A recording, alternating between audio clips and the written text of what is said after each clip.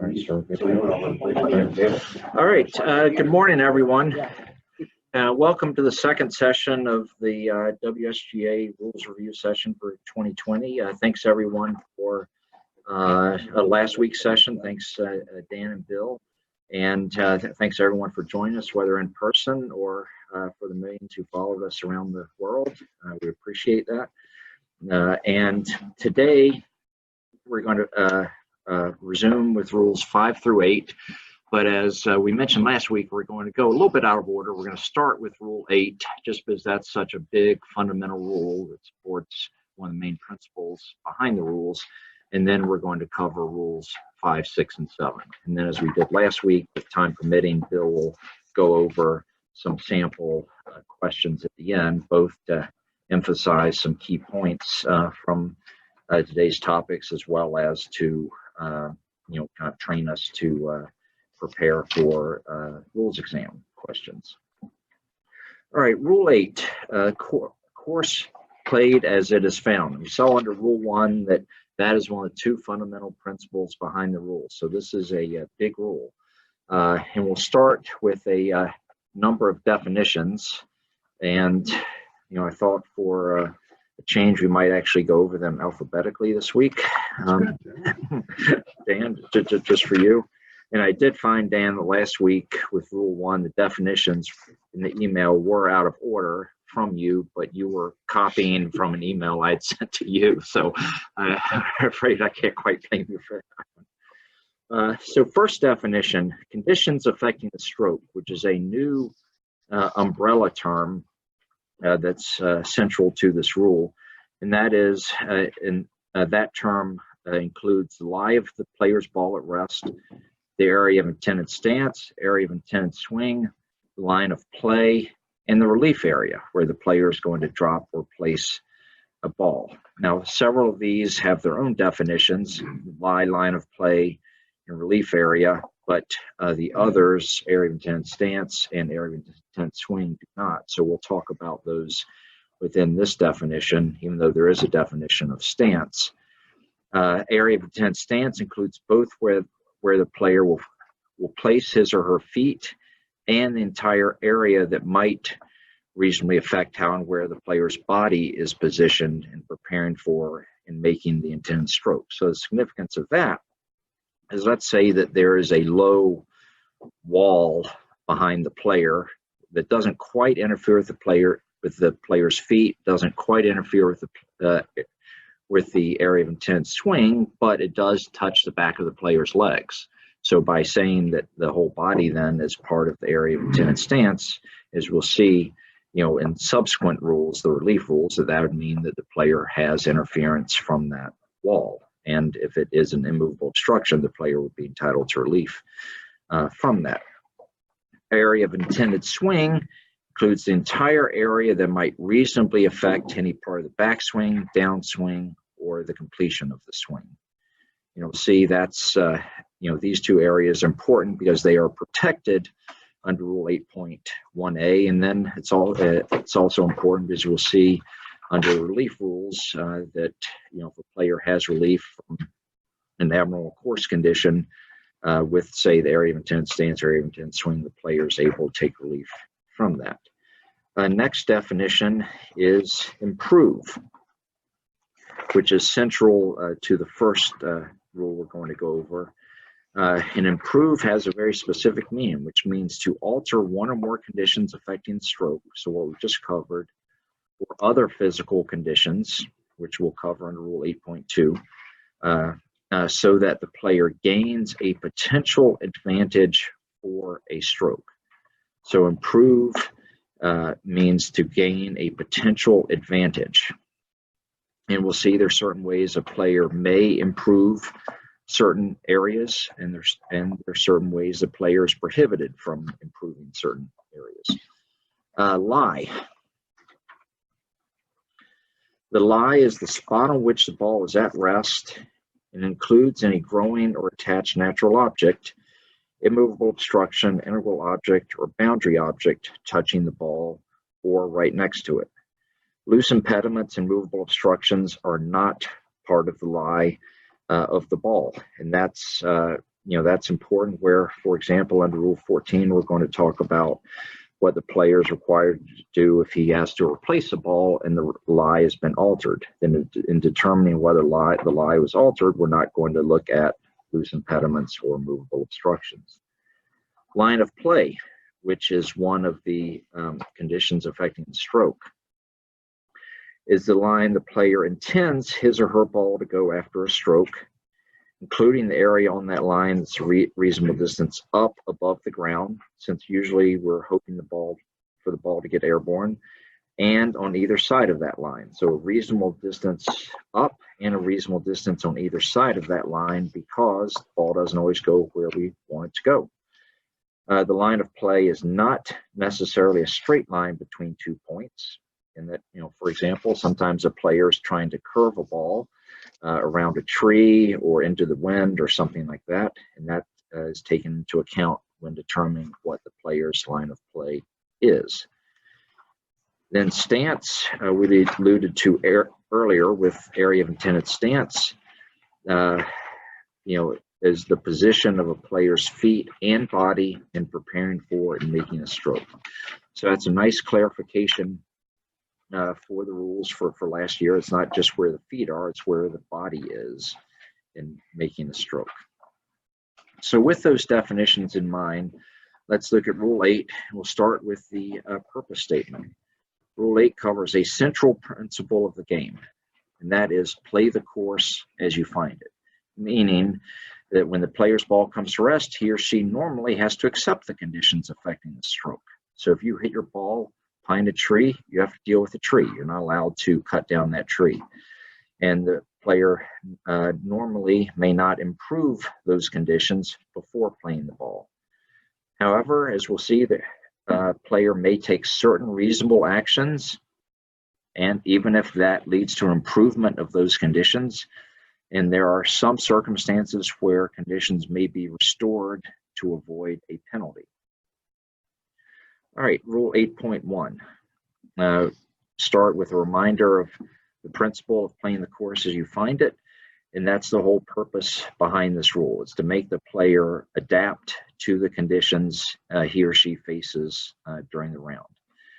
And so to achieve that goal, this rule restricts what a player may do to improve these protected conditions affecting the stroke, whether on or off the course, for the next stroke the player will make. And as a reminder, the conditions affecting the stroke are the lie, area of intended stance, area of intended swing, line of play, and the relief area, where the player will drop or place the ball. Nice note for clarification. This rule applies to actions taken both during the round and while play has been stopped. We'll see later that sometimes there are certain things a player may do during a suspension of play that the player may not do during the round, but this rule applies to both types of play. So if when play was suspended, a tree branch is interfering with your play, the tree branch better be interfering. You're not allowed to break that tree branch off while play has been stopped. But note that this rule does not apply to the removal of loose impediments or movable obstructions, which is covered under Rule 15, and it does not apply to an action taken while a player's ball in motion, which is covered under Rule 11. First section, 8.1a, actions that are not allowed. This is the main part of the rule, but as we'll see, this section should not be read by itself. The following two sections, 8.1b and 8.1c, also relate to this. We'll talk about that some more, as does section D. So except as in limited ways allowed in those three sections, a player must not take any of these actions if they improve the conditions affecting the stroke. So a good way to look at this rule is this rule prohibits a very specific set of facts, and that is that if the player improves one of the conditions affecting the stroke by taking one of these specific actions. So in order for there to be a penalty under this rule, under 8.1a, the player has to have done all three of those things. has to have improved, remember that definition, the condition affecting the stroke by one of these prohibited actions. So if a player, for example, if a player were to improve the line of play by an action that's not listed here, is there a penalty? So let's say, for example, a player's ball lies in the fairway and the player removes a leaf, a loose impediment, 2 inches in front of the player's ball. Has the player improved his line of play? Answer is yes. But is the action of removing a loose impediment prohibited by this rule? Answer is no. Therefore, no penalty under this rule. So think about those three elements there. So the actions the player is not allowed to take to improve the conditions affecting the stroke. First is the player may not move, bend, or break any growing or natural object. So things such as grass, such as attached grass, such as a tree, a bush. Players not allowed to move, bend, or break a movable obstruction, integral object, or boundary object. So, classic example, if a boundary stake is on your line of play, you're not allowed to remove the boundary stake from your line of play to improve it. The player may not move a tee marker for the teeing area when playing a ball from that teeing area. That tee marker is deemed to be immovable at that time. Second prohibited action to improve conditions affecting the stroke. Player may not move a loose impediment or movable obstruction into position. Emphasis on the word into, such as to build a stance or to improve the line of play. So this, for example, would prohibit a player from placing a towel on the ground and kneeling on that towel. It would prohibit the player from moving a bench, or say moving his or her cart over to a tree to reach a ball that's up in a tree branch. The player may not alter the surface of the ground, such as by replacing a divot in a divot hole, removing or pressing down replaced divots or other cut turf, such as sod seams already in place, or creating or eliminating holes, indentations, or uneven surfaces. Fourth prohibited action, removing or pressing down sand or loose soil. So let's say the player's ball is in a naturally sandy area, not a bunker.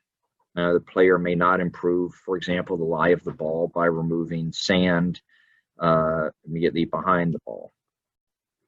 Fifth prohibited action, removing dew, frost, or water. And actually saw an example of that. Yeah, so keep that in mind this winter.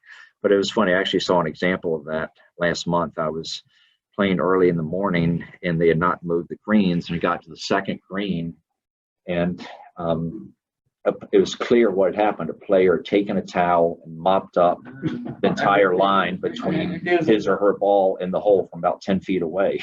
And it was funny, my ball happened to be wind up in that area, and I hurriedly told my friend, I said, no, I did not do that. I was there when I got here. But so just keep that in mind for those of us who like to play early. Now, penalty statement. Penalty for breach of this rule is the general penalty. So loss of hole in match play or 2 strokes in stroke play. Now, a few points about that. Remember the 3 elements that have to take place in order for the player to be in breach of this rule, but also it's almost worth putting an asterisk next to that and say something like, let's see also rules 8.1b, 8.1c, as well as 8.1d that contain some exceptions to that. So let's look at that now.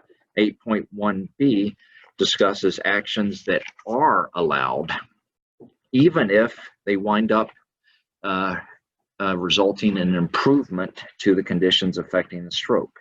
So let's go through these, which are really exceptions to what we've just covered. First is fairly searching for the ball by taking reasonable actions to find and identify the ball. So for example, if a player's ball's in the tall fescue at Erin Hills and the player is taking reasonable actions to find the ball or identify it, and that incidentally improves, let's say, the lie of the ball, there's no penalty. if the player was taking reasonable actions to remove loose impediments and movable obstructions, and that happened to improve the conditions affecting the stroke, such as if the player is removing a very large loose impediment. In doing so, that pushes some tall grass away from the ball, improving the lie of the ball. There's no penalty for that. Third item, taking reasonable actions to mark the spot of the ball and lift and replace the ball under rules 14.1 and 14.2. For example, a player finds the ball in tall fescue, placing a player's not sure if it's hers. When she places a ball marker behind the ball, that incidentally happens to push some tall grass away from the ball, improving the lie. There's no penalty as long as what the player was doing was reasonable to mark the spot of the ball and lift it.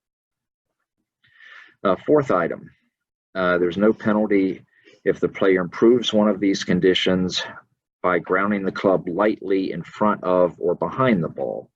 But this does not allow pressing the club on the ground, or when a ball's in a bunker, touching the sand right in front of or behind the ball. As we'll see next week under Rule 12, the player's still not allowed to touch the sand in the bunker before the stroke with the club. Fifth item, and obviously with this, one of the key items is the emphasis on the word lightly. That if a player grounds the club lightly, and if that happens to improve, say, the lie of the ball, that there's no penalty. But if the player presses the club into the, let's say, the sandy terrain and sandy soil, and that improves lie of the ball, then the player is penalized. So there's a difference between grounding the club lightly and pressing the club on the ground. Fifth item, there's no penalty if the player firmly places the feet in taking a stance, including a reasonable amount of digging in with the feet in sand or loose soil. So in other words, if a player firmly digs in with his feet to play a ball from a bunker, the player is not going to be penalized for improving the area of intent stance. Sixth item, and this is perhaps the most common one, is rules officials, the one we should pay the most attention to, and that is that there's no penalty for improving the conditions affecting the stroke if that occurred while the player was fairly taking a stance by taking reasonable actions to get to the ball and take a stance. But then we have some important information here. But when doing so, the player is not entitled to a normal stance or swing, and the player must use the least intrusive course of action to deal with the particular situation. And that's one of the most helpful phrases in the rules book, is least intrusive course of action. So if you have a player whose ball is under a tree and the players ask you for guidance as to how she can take her stance under the tree without incurring a penalty, that's a good thing to tell the player. So, well, you have to take the least intrusive course of action. So a good way to look at this is that it's the player's decision as to how she's going to play the ball. Is she going to play it right-handed? Is she going to play towards the hole? Is she going to try to pitch out sideways? It's up to her to decide how she wants to play it. But once she makes that determination, it's then her responsibility to get her body into position to make that stroke using the least intrusive course of action, i.e. the course of action that would result in the least improvement to the conditions affecting the stroke. And there are a couple of decisions, or interpretations, we won't go over them, but they're useful with some examples of what does and does not constitute fairly taking a stance. And that is interpretations 8.1b/3 and 8.1b/4. Again, we won't go over those, but they give some good guidance and you get a good feel as to what is and is not allowed. Seventh, yeah, Phil. So under 3, take reasonable actions to mark the spot of the ball and lift it is allowed. There's a sample question on the USGA website that talks about a player in a bunker, his ball interfering with another player.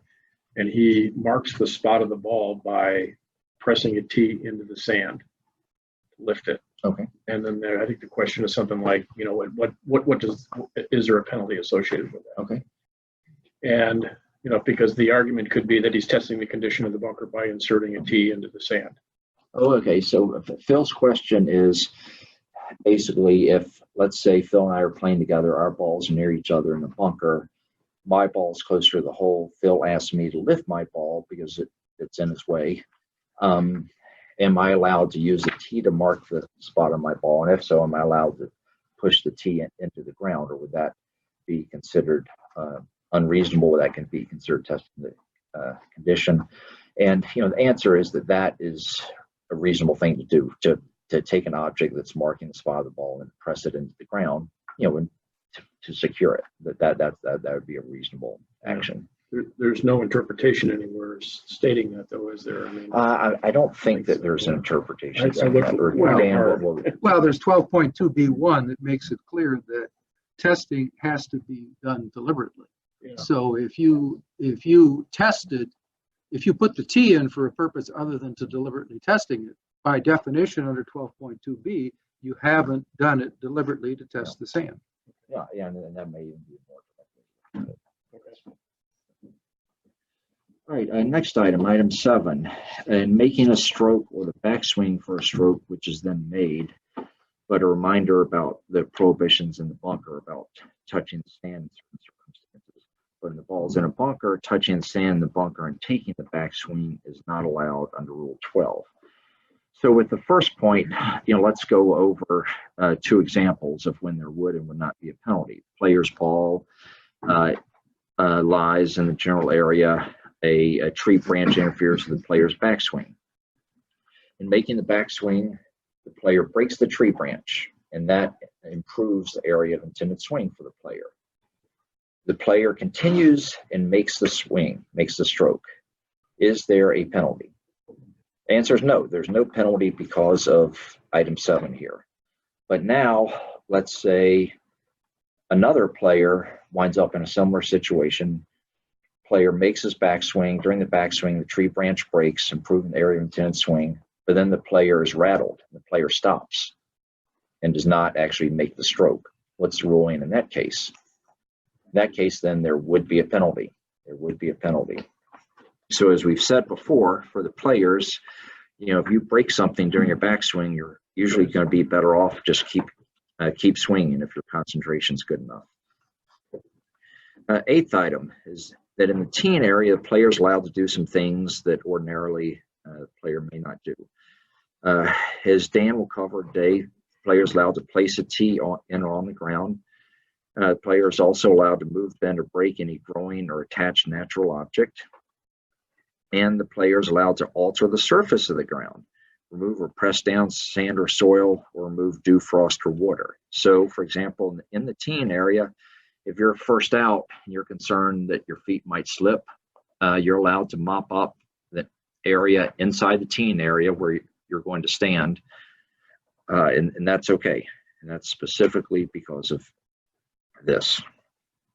9th item, in a bunker, smoothing sand to care for the course after a ball's been played from the bunker is outside the bunker is permitted, even if that improves one of the conditions affecting the stroke. So an example of that is, let's say my ball's in a bunker in a very bad lie under the and I just decide to play out backwards. I do so. So now that greenside bunker is between my ball and the hole for a short pitch shot. So it's on my line of play. And let's say, because I'm in thick rough and, there's a reasonable chance I might dump the ball into the bunker with my next shot. So we know that if I raked that bunker on my line of play, that would be an improvement to my line of play. But if I did so, am I going to be penalized? And the answer is, because of this, no. 10th item, on the putting green, the player is allowed to remove sand or loose soil, something the player is not allowed to do elsewhere, as well as repair damage, which we'll talk about in more detail next week under Rule 13.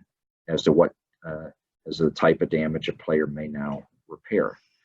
11th and final item is that a player is allowed to move a natural object, let's say a tuft of grass, to see if it's loose. But if the object is found to be growing or attached, i.e. not loose, it must stay attached and it must be returned as nearly as possible to its original position. So sometimes you could have a situation where your ball is near maybe a vine and you don't know if the vine is still attached or not, and you move it to make that determination. And if it turns out to be loose, you can remove it as long as your ball doesn't move. But if it's turned out still to be attached, there's no penalty as long as, one, it remains attached and it's returned to its original position. So those 11 items are, one way to look at it as are exceptions to 8.1a, that if a player improves one of the conditions affecting the stroke by taking one of these items, there would be no penalty.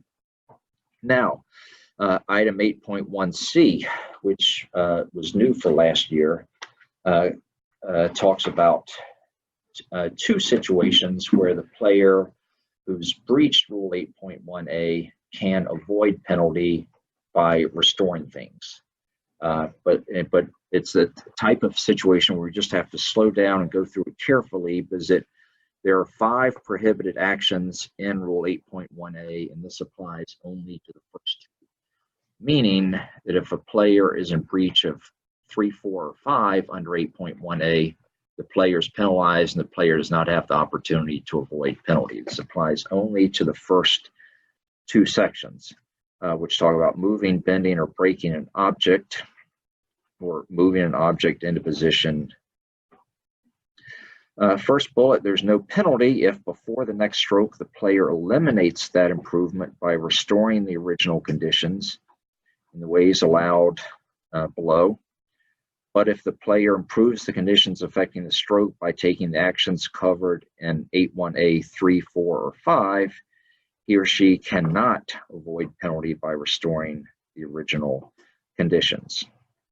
And this is a helpful rule, believe it or not, for officials, because sometimes when you're with a player under a tree, we talked about under 8.1b6, that how a player to avoid penalty needs to take his stance, must fairly take a stance using the least intrusive course of action. Now, sometimes what the least intrusive course of action is not always immediately evident. So sometimes you might have to tell a player, well, why don't you approach the ball from this direction? Let's see what happens. Then come back out and let's approach it from the other side and let's compare. Let's see which of those 2 is less intrusive, and you could go with that. And then by being able to compare, as long as whichever is not considered not to be the least intrusive course of action, as long as the conditions are restored, there's not going to be a penalty. And it can avoid penalty in the situation where, say, you come across a player and the player's holding a boundary stake in her hand, and you say, well, why are you holding a boundary stake? It says, oh, well, it was in my way, it was on my line of play, so I removed it. This allows you, before the player plays, to say, look, let's put the stake back and you can avoid penalty. So let's talk about how the player can do that.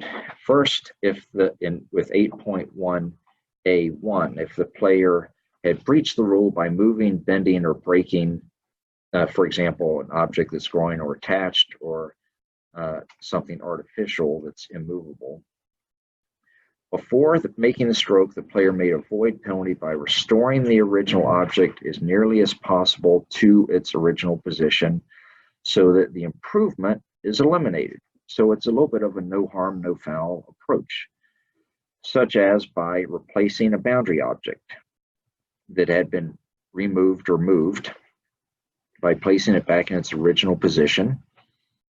Or say if you're talking about a player, let's say, for example, you're watching play come through the 5th hole, you see a player under a tree, and the player takes her stance under the tree in a way that clearly was not least intrusive. You could, with luck, stop her before she plays, says, hold on, let's back out, let's turn the tree branch to where it was. Now let's take your stance another way and avoid penalty that way. But the player can't avoid penalty if the improvement is not eliminated. In some cases, it just might not be possible. For example, what happens if the tree branch is broken? You're not allowed to use tape to tape the tree branch back. Or if the player removes the boundary stake and tosses it down a ravine and it's not retrievable, then the player's stuck. Now, the second item, how to restore the conditions that were improved by moving an object into position. Remember, we talked about examples of kneeling on a towel or, say, moving a cart underneath a tree.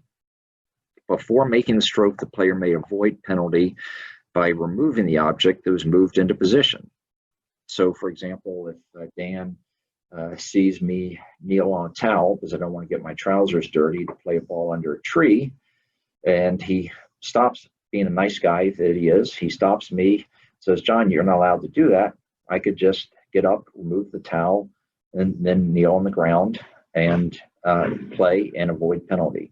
So these are two nice additions, both for players and for officials. Now, the final item under 8.1D, restoring conditions worsened after the ball came to rest. So in the first three situations or sections of this rule, we're all only talking about improvements to the conditions. But now we're going to talk about a worsening of the conditions. And this really takes principle that was in a number of old decisions and puts it into the rules themselves now. So it's not a new concept, but it is a new rule. If the conditions affecting the stroke were worsened after the player's ball came to rest, in certain cases, the player is going to be allowed to restore those conditions. If the conditions affecting the stroke were worsened by any person other than the player, and by the player that includes player's caddy or partner, or by an animal or an artificial object, without penalty, the player may restore the conditions as nearly as possible. So, for example, let's say that Bill and I are playing together. We're on a par 3 hole. I hit my tee shot. I hit the tee shot first. My ball winds up 1 yard short of the green. Then Bill plays. His ball creates a pitch mark, right? 2 inches in front of my ball, right on my line of play on the fringe. Am I allowed to do anything? The answer is yes, because my line of play was worsened by someone else, and I'm allowed in this case to restore it. So I can just simply repair that pitch mark. I'm not required to. That if a player, perhaps out of ignorance of the rules, just says, oh geez, this just isn't my lucky day, and plays, there's no penalty, but the player does have the option to restore, in that case, my line of play before playing. And that would include even if it were the partner who did it. Yeah, because in this case, this is the ball, the ball of that case. Second, let's take another situation that allows the player to mark the spot of the ball, lift clean, and replace the ball on the original spot if it's reasonable to do so to restore the original conditions, or if material ended up on the ball when the conditions were worsened. So now, let's say next hole, my ball is again on the fringe, but Bill's now in a greenside bunker. Bill plays a bunker shot, deposits sand around my ball. We know that normally under 8.1a, I'm not allowed to improve the lie of the ball, my line of play, by removing sand. But since that sand was deposited there after my ball came to rest, I am allowed in that case to lift clean, replace the ball, and brush the sand away if I have sand on and around the ball. So the principle that this rule gets to is that in most cases, not in all cases, but in many cases, the player is entitled to the conditions that his or her stroke gave him or her. Third item, if the worsened conditions cannot be easily restored, it could be, say, Bill takes a divot or does something more substantial. Player may lift and replace the ball by placing it on the nearest spot, not near the hole, that has the most similar conditions affecting the stroke, is within a club length of the original spot and in the same area of the course. Now, the exception to this is if the lie of a ball is worsened either when or after a ball is lifted or moved and before it is replaced. So very narrow set of circumstances. If the lie is worsened when the ball is being lifted or after the ball is lifted, while the ball is in your pocket, something happens, and before the ball has been replaced. Then, as we'll see under Rule 14.2D, which covers what to do if, when replacing a ball, if you're required to replace a ball but that original lie has been altered, then that rule will tell us what to do. But there's still an exception to this exception, and that is that if the lie was worsened when play was stopped and the ball had been lifted, in which case this rule would apply. All right, second item, when restoration of worsened conditions is not allowed, is if the conditions affecting the stroke were worsened by the player, by a natural object, or by natural forces such as wind or water. Player must not improve those worsened conditions. All right, penalty for breach of this rule, either for substituting balls when not allowed or for playing from the wrong place, is going to be the general penalty. All right, so that's Rule 8.1, which really all four sections revolve around the conditions affecting the stroke, those specific areas. And it involves improving. The first three sections talk about improving, and the fourth section talks about restoring a worsened condition. Now Rule 8.2, with Rule 8.2, we're going to shift gears a little bit. And this is going to talk about deliberate actions to alter other physical conditions to affect the player's own ball or a stroke to be made. So for first point, Rule 8.1 is Rule 8.1a, for example, an intent-based rule.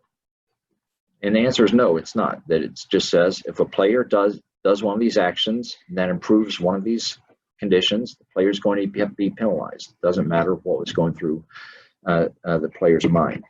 So under 8.1, so yeah, the famous golfer in December who was in the Bahamas were to restore that sand.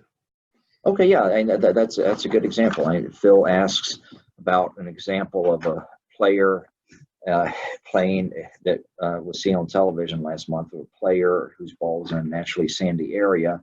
And taking some practice swings, the player moved some sand from behind the ball, thereby improving the lie and or area of intended swing, and the player was penalized. In that case, you're right. What the player's intent was does not matter in that case, because that's prohibited under 8.1a, and there's nothing under 8.1b that provides an exception for that. And then 8.1c does not allow the player to restore that. And that's a good example to show how, to make sure you arrive at the right result, you have to think about those first three sections of the rule. All right, 8.2a, this rule only covers a player's deliberate actions to alter other physical conditions to affect his or her ball at rest or a stroke to be made. So deliberate actions mean made with that intent, and to alter physical conditions, meaning not conditions affecting the stroke, because Rule 8.1 covers conditions affecting the stroke. This rule does not apply to the player's actions in these two cases. To deliberately deflect or stop his or her own ball, or deliberately alter any physical conditions. No, that doesn't mean that the player has free reign. It just means that's covered by another rule, Rule 11, which we'll cover next week. And secondly, it does not apply to the player's actions to alter the conditions affecting the stroke, which is covered by Rule 8.1. So it applies to situations not covered by that. So let's see what's prohibited, and we'll go through an example of that. 8.2b, a player must not deliberately take any actions listed in 8.1a. So remember the specific actions. For example, moving or bending something growing or attached. To alter any such other physical conditions that will affect one, where the ball might go or might come to rest after the next stroke or later stroke, or the conditions, physical conditions to affect where the player's ball might go or might come to rest if it moves before the stroke is made. For example, when the ball is on a steep slope and the player's concerned that it might roll into a bush. So imagine a situation like those of you who watched the Kapalua tournament last week. There are some greens that were perched up, very windy site. Imagine a player's ball is sitting at the top of a slope, closely mown area, and he's concerned, saying, "Gosh, before I play, my ball the wind might blow my ball." And what would be the ruling? First, what would be the ruling, which Dan will cover next week, if that were to happen? If the ball is, say, on the fringe of the putting green and the wind blows the ball down a slope, what does the player do? Plays the ball from where it lies. So let's assume that the player knows that. And then the player looks at the bottom of the slope and says, "Oh gosh, there's a bush down there. That could be really bad." Well, just in case this happens, I'm going to be safe and go break off some branches from this bush so that if the wind does blow my ball down there, the bush won't interfere with my swing. So that is what this rule prohibits. And with several things to talk about, notice that it requires the player's deliberate actions, intentional actions. And it talks about the player doing something about where the ball might go or might come to rest.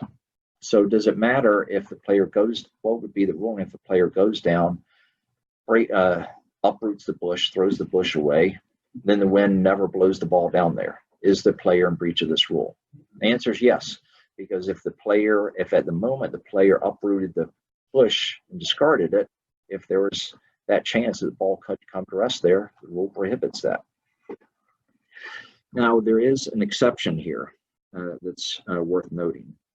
There's no penalty under this rule if the player alters any such other physical conditions to care for the course, such as smoothing footprints in a bunker or replacing a divot in a divot hole. So if that is the reason or one of the reasons the player is doing that, then the player is not going to be penalized. So let's take the example where, let's say the ball is up on a slope and the player's concerned the ball might come to rest at the bottom of the slope. And there's some big, ugly divot holes at the bottom of the slope. So if the player goes over and says, "Gosh, this is kind of a mess. This is my home course, take pride in it. I want to replace the divots in these divot holes. And, by doing so, I might be doing myself a favor just in case the wind blows my ball down the slope." In that case, is there a penalty? No, because what was one of the reasons the player was replacing the divots and divot holes? Care for the course. So as long as that is at least one reason that the player's doing it, the player can avoid penalty. So it's no longer sole purpose. That's right. It's not sole purpose, as long as that was one of the reasons the player was doing that. That was okay. And penalty for breach of this rule is the general penalty. All right, so that Rule 8.2 covers a situation where the player's own ball is involved. Now, Rule 8.3 is similar, but it treats a situation where another player's ball is involved. So, similar structure, similar prohibitions. When does the rule apply? This rule covers only a player's deliberate actions to alter physical conditions to affect another player's ball at rest or a stroke to be made. It does not apply to the player's actions to deliberately deflect or stop another player's ball in motion, or to deliberately alter physical conditions affecting where the ball might come to rest, because Rule 11 covers that. Now, what is prohibited? 8.3b. A player must not deliberately take any of the actions listed in 8.1a. So again, think about those specific actions such as removing sand. 2, for the purpose of improving or worsening. So this applies both to good guys and to jerks. To improve or worsen the conditions affecting the stroke of another person. So now, since we're talking about another player, we do actually add into this the conditions affecting the stroke of another player. So if you do something to intentionally to improve or worsen, let's say the area of intended swing, then you're in breach of this. So if Bill's ball is under a tree and I see a tree branch interferes with it, that as another player in the group, I'm not allowed to go over and break off that tree branch for Bill, even though I'm being a nice guy. Player's not allowed to alter any other physical conditions, meaning other than the specific conditions affecting the stroke, to affect where another player's ball might go or might come to rest after the next stroke or later stroke, or where another player's ball at rest might go or come to rest if it moves before the stroke is made. So take the example with the bush at the bottom of the slope. If that's Bill's ball that's involved, I, as another player, am not allowed to go over and move that bush. Exception, just as with 8.2, there's no penalty if the player alters the physical conditions to care for the course. All right, so that is Rule 8. A lot of material in there because it covers, one of the 2 fundamental principles behind the rules. There are a number of interpretations, and just as a matter of course, where, in part for time purposes, but also, in part because the interpretations these days are really primarily just examples of the rules that we're not going to go, Dan and I are not going to go over a number of interpretations, but it's always a good idea, maybe good practice after each session to go through the interpretations under those rules. So that can serve as a nice review and, can serve as nice reinforcement for the points we've discussed. Yeah. There's an online question. In a 4-ball competition, if Bill and John are partners and Bill plays from a greenside bunker and splashes sand and covers John's ball on the first cut next to the green, is that okay to restore or not because his partner has worsened it? And I would add to that, if it's foursomes, does that change the answer? All right, well, I'm not sure how that could happen with foursomes. Yeah, I guess you're right. 'Cause there's another ball. Yeah, well, I think, that's a good question. He's right, the partner.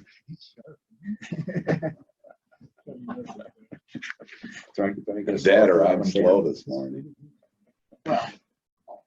No, but in that particular case, the player would be allowed to restore things. That's a different situation, because that was the result of the stroke. That's a different situation than if, say, the partner had stepped in front of the player's ball and left an ugly footprint. Right. And that's because of the 8.1D parentheses 1, where it says by any, if the conditions affecting the stroke are worsened by any person other than the player, which would include the player's partner in that instance. Yeah, correct. All right, so what we'll do is we'll now cover Rule 5, which is another big rule, and then we'll take a break, and then Dan will cover Rule 6 and 7, and hopefully we'll have time for some questions after that. So now we'll jump back a little bit. Rule 5 talks about playing the round, then Rule 6 that Dan will cover will talk about playing a hole. So kind of a nice segmentation there. And we have just one definition for this, which is in the title right there, which is round. And that is on page 218.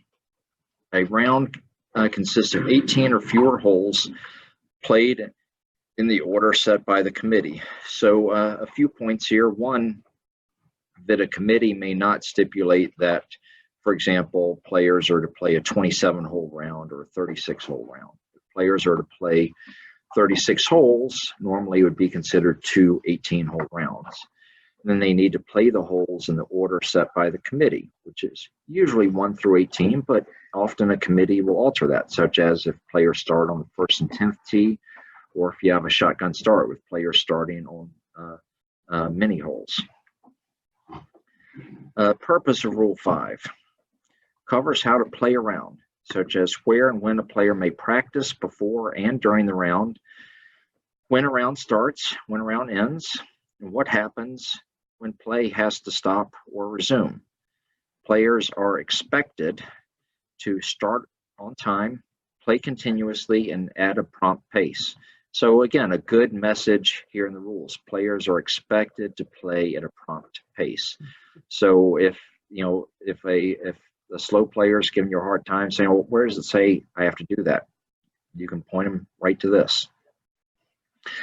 When it's the player's turn to play, it is recommended that he or she make the stroke in no more than 40 seconds and usually more quickly than that. So guidance, as we talked about last week, that, put yourself in the shoes of a newcomer to the game of golf, reading this for the first time, saying, well, okay, I need to play within 40 seconds. That's a good practice for everyone, new to the game or not, to be in. And as we'll see, obviously, often committees will have more detailed and more specific pace of play policies. Rule 5.1, start with reference to the definition, rounds 18 or fewer holes, play in the order set by the committee. Now, when a round ends in a tie, and play will go on until there's a winner. So we talked about last week how sometimes, a tied match or even a tie in stroke play is an acceptable result, but then there are other types of competitions where you need a winner for each match and you need a sole winner for the competition. So when there's a tie and when there needs to be a winner, what happens next depends on the form of play. If it's match play, the match is extended 1 hole at a time, and this is a continuation of the same round, not a new round. So helpful information that's directly stated in the rules now. But if there's a playoff in stroke play, whether it's a hole-by-hole playoff or multi-hole playoff, that is a new round. And as we discussed last week, that distinction between the two forms of play is important in that, for example, it affects whether you're allowed to get advice between the 18th and 19th holes and whether you're allowed to, say, change clubs between the end of the round, 18th and 19th holes. It depends on the form of play.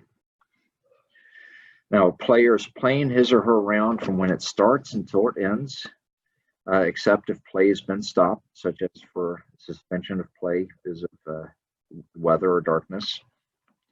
When a rule refers to actions taken during a round, that does not include while play is stopped under Rule 5.7a unless the rule says otherwise. And we saw an example of this under Rule 8.1a, that if play has been stopped, say during, for example, during overnight suspension, there are certain things the player is allowed to do that the player may not do during the round, such as practice, get advice.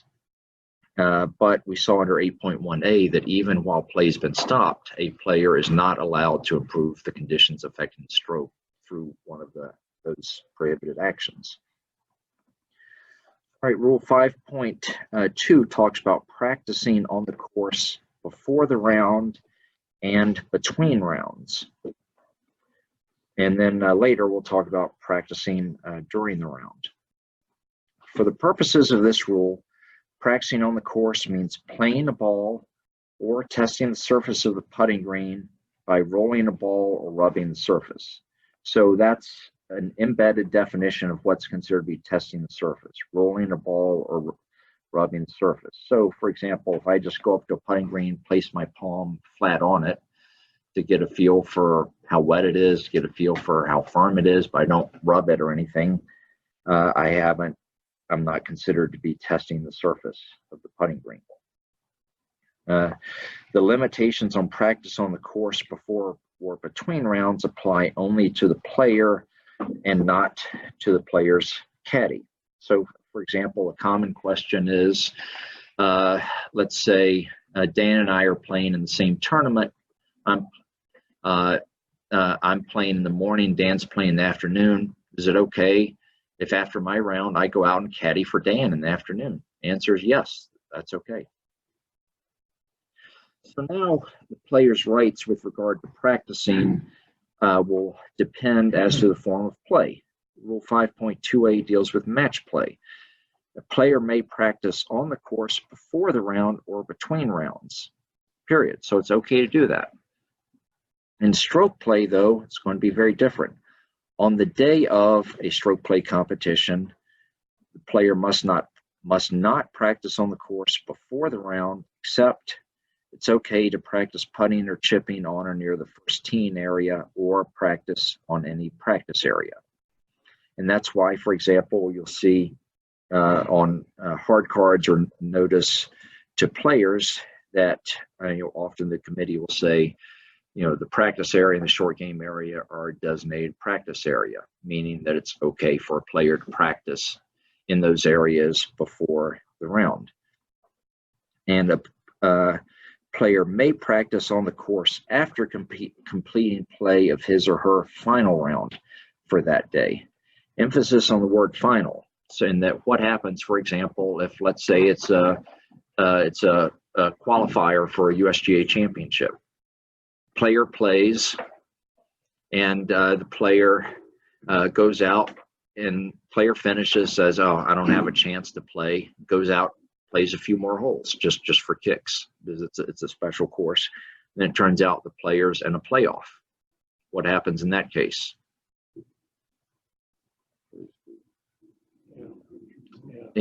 First, is the player allowed to do that? No. The answer is no. So, if you're going to practice on the course, you need to be darn sure that it is, in fact, your last round of the day.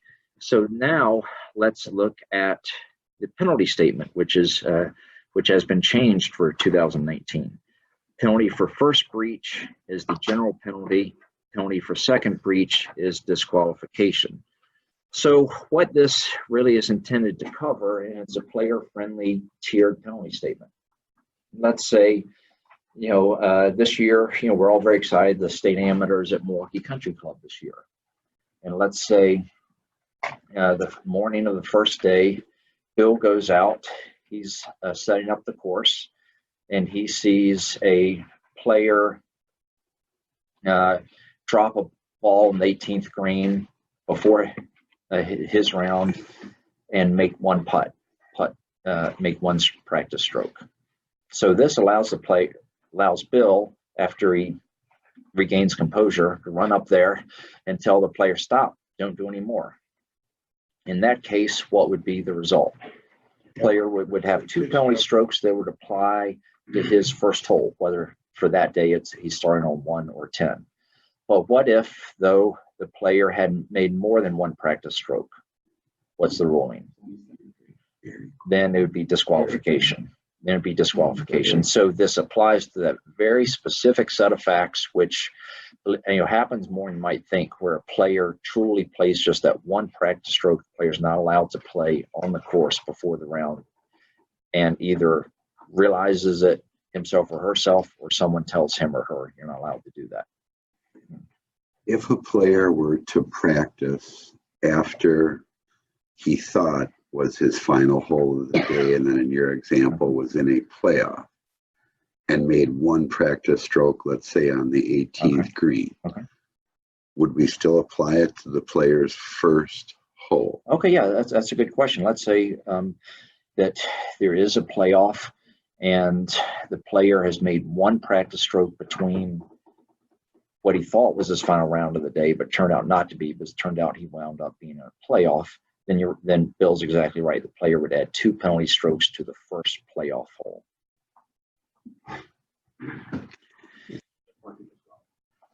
Yeah.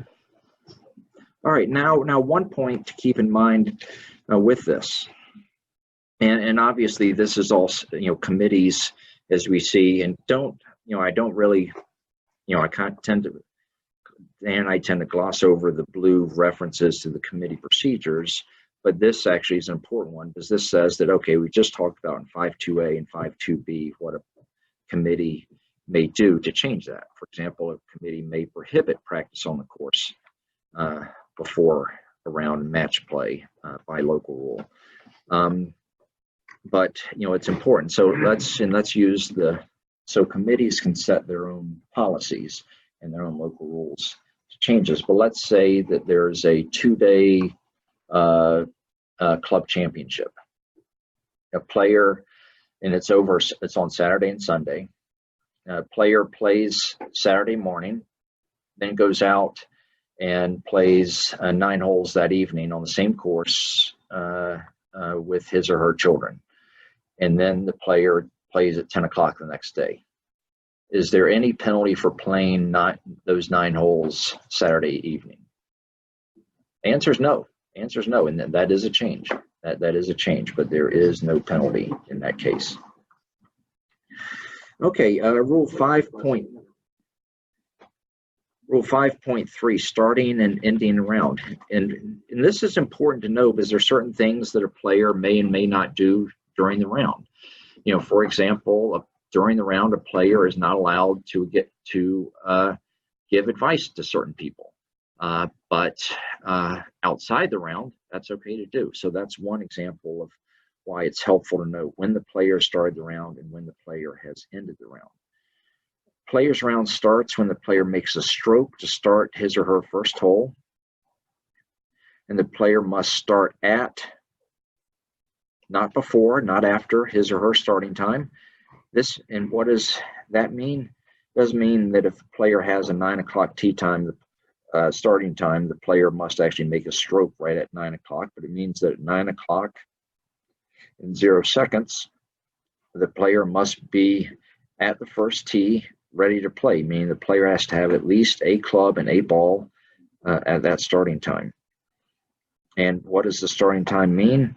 It's very specific. For example, 9 o'clock means 9 o'clock and 0 seconds. So if you're a starter on the tee and you have a late player, the moment of truth is when, say, the atomic clock on the first tee changes from 8:59:59 to 9:00:00.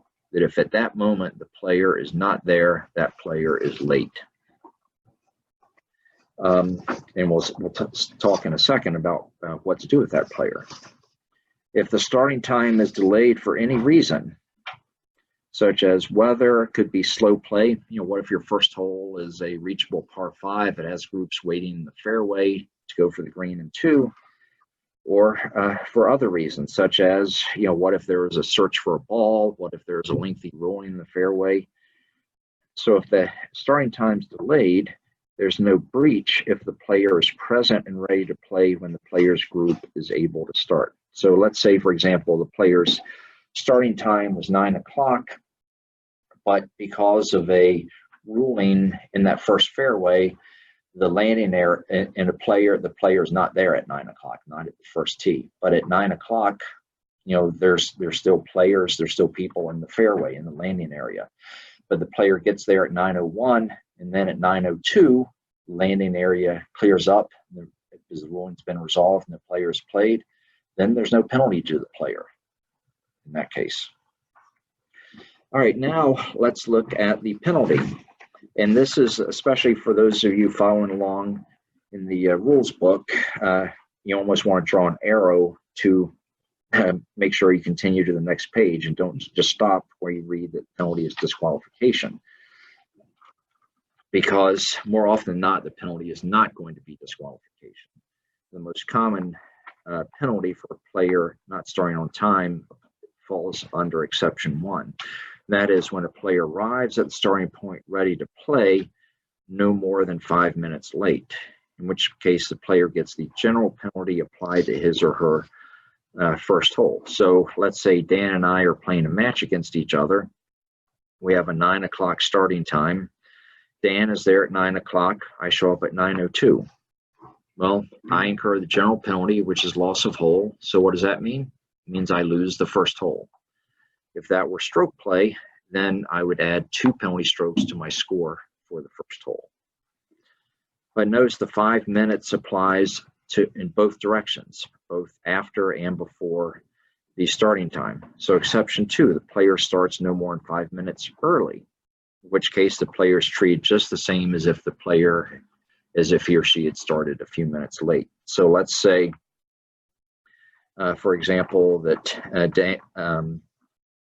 we get to the first tee, and this unfortunately happens very rarely, and somehow we start early. We say, gee, I look up at the dark sky and I say, geez, the weather's not looking good. I'm going to go ahead and get going. And while the starter has his or her back turned, I tee off at 8:58. I'm going to be penalized here. Exception 3, a very rare situation. If the committee decides that exceptional circumstances prevented the player from starting on time, then there is no breach at all, not even the general penalty. And but the main takeaway here is that it takes a lot for something to qualify as exceptional circumstances. The somewhat tired example we often use, and it's tired because there aren't that many other valid examples, is if a player is late, and this is her starting time because she stopped to administer first aid to a car accident on the way to the golf course. That is something we want to encourage people to do, and that would qualify as an exceptional circumstance. But just being stuck in traffic is not exceptional and would not get the player off the hook.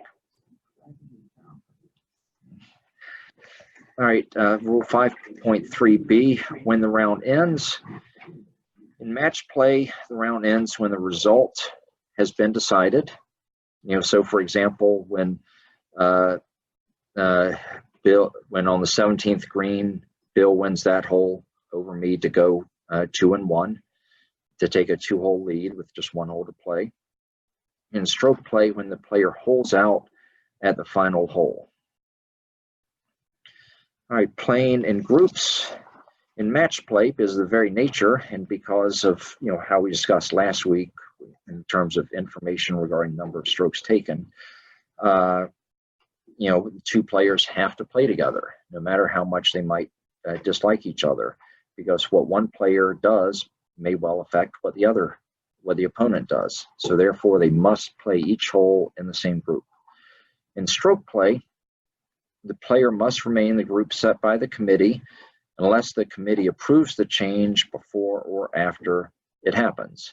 So sometimes you have a situation where players kind of stuck. Let's say players are playing just in groups of 2, and the other player, and the player's marker, hurts himself on the 7th hole and says, John, I'm sorry, I've got to go in. I just cut off my wrist. I need some medical attention. And meanwhile, I'm stuck out there on number 7, and I know I have to have a marker. So if I decide, well, I'm just going to sit back and play with the 2 players behind me, and we'll play as a group of 3, and one of them can serve as a marker for holes 8 through 18, then hopefully the committee will say that's fine, that was a good thing to do. In which case there'd be no penalty. But if just on my own, if one player says, that's it, I'm out of here, you're too slow, you guys are jerks, I'm leaving, and the committee says, no, that was not an acceptable reason to abandon your group, and the player is going to be disqualified. All right, Rule 5.5, we talked about practice before the round. Now let's talk about practice during the round or while play has been stopped. First, while playing a hole, it's very simple. While playing a hole, player must not make a practice stroke at any ball on or off the course. So no practice strokes. But keep in mind, these are not practice strokes. A practice swing is not a practice stroke because there's no ball involved. There's no intent to strike a ball. Now, hitting a ball back to the practice area or to another player when done solely, emphasis on solely, as a courtesy, does not count as a practice stroke. And strokes made by a player in playing out a hole whose result has already been decided are not considered to be practice strokes. So that could happen say in match play, if Dan holes out in 4 and I already lie 4, so Dan's won the hole. If I go ahead and want to finish the hole, those are not considered to be practice strokes. Or similarly, in, for example, Stableford, if I've reached the point where I'm not going to earn any points for that hole, but I still finish out that hole, something that, as golf administrators, you don't want players to do for pace of play reasons, but if a player does that, it's not considered to be a practice stroke. And that's important because we'll see later in the next section about where that a player, for example, between holes may not make a practice stroke from a bunker. So let's look at that now. Between holes, a player must not make a practice stroke, but there's a pretty big exception to that. And that relates to the type of stroke the player is making and where the player is making those practice strokes. That is, the player may practice putting or chipping. So the player is not allowed to practice any other type of shot, just putting or chipping. So first the type of shot, and then secondly the location. The player is allowed to practice putting or chipping on or near the putting green of the last hole, or any practice green, or the teeing area of the next hole. So let's say, for example, that Gary and I are playing together in a stroke play competition, and we are playing from the green tee markers. And we finish the 9th hole, we go to the 10th tee, and there's a delay there. So where could Gary and I practice putting or chipping? On or near the 9th green, the last putting green. What if about the practice putting green that's between the 9th green and the 10th tee? We could practice there, and the 10th teeing area itself. Yeah, yes, we could. But what do we need to be careful about with the 10th teeing area? Going to another tee box. That's right. This teeing area is very specific. If we're playing from the green tee markers, then we're allowed to practice putting or chipping on or near the green teeing area, which could be awkward if there's several groups waiting to tee off there. But we could not, for example, go to the back tee on that hole, say the black tee markers, and practice putting or chipping there. Because then we'd be practicing in a location not allowed by this rule. But it goes on to say that practice strokes must not be made from a bunker and must not unreasonably delay play. So, for example, we could not practice our bunker shots around the 9th green, or practice bunker between 9 and 10. John, question on what the word chipping means. Do you have an opinion on whether if you get your lob wedge out and you hit what I would call a pitch shot, that falls within the definition of chipping? Yeah, and the question is what constitutes chipping, and the short answer is there's not an official definition of what it means. Could that include, if a player, for example, pulls his lob wedge out and hits a pitch shot over a bunker to the green, then I would say that's not a chip shot, but you certainly could make a chip shot with your lob wedge from near the green. That it's not.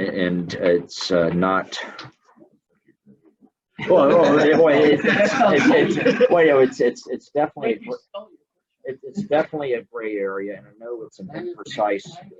I know it's not a great explanation, but the fact that I'm going to plagiarize the Supreme Court justice makes me feel a little bit better in talking with a lawyer, but it's the type of thing that when you see it. Whether the player's chipping or whether the player's doing more than chipping. All right, next section, 5.5C. Practice while play is suspended or otherwise stopped.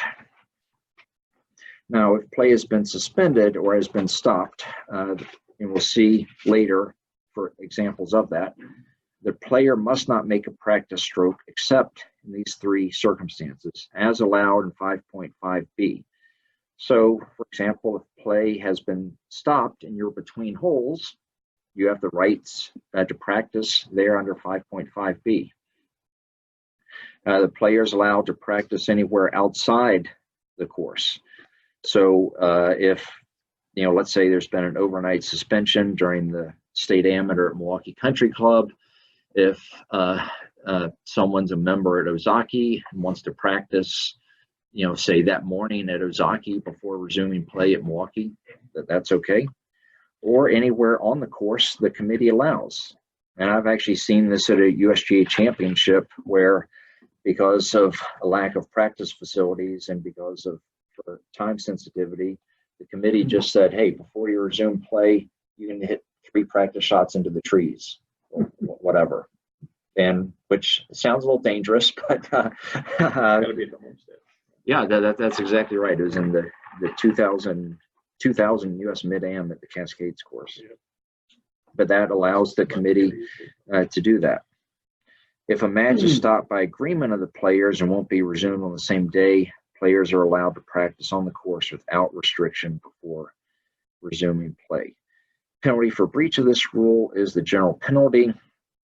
And as we've said before, a good exercise is anytime you come across a penalty statement in the rules to ask yourself, okay, what's an example or two of how the player could incur this penalty? An example here would be, for example, a player practicing between holes from a back tee location, not from on or near his or her own teeing area, or a player practicing between holes from a bunker.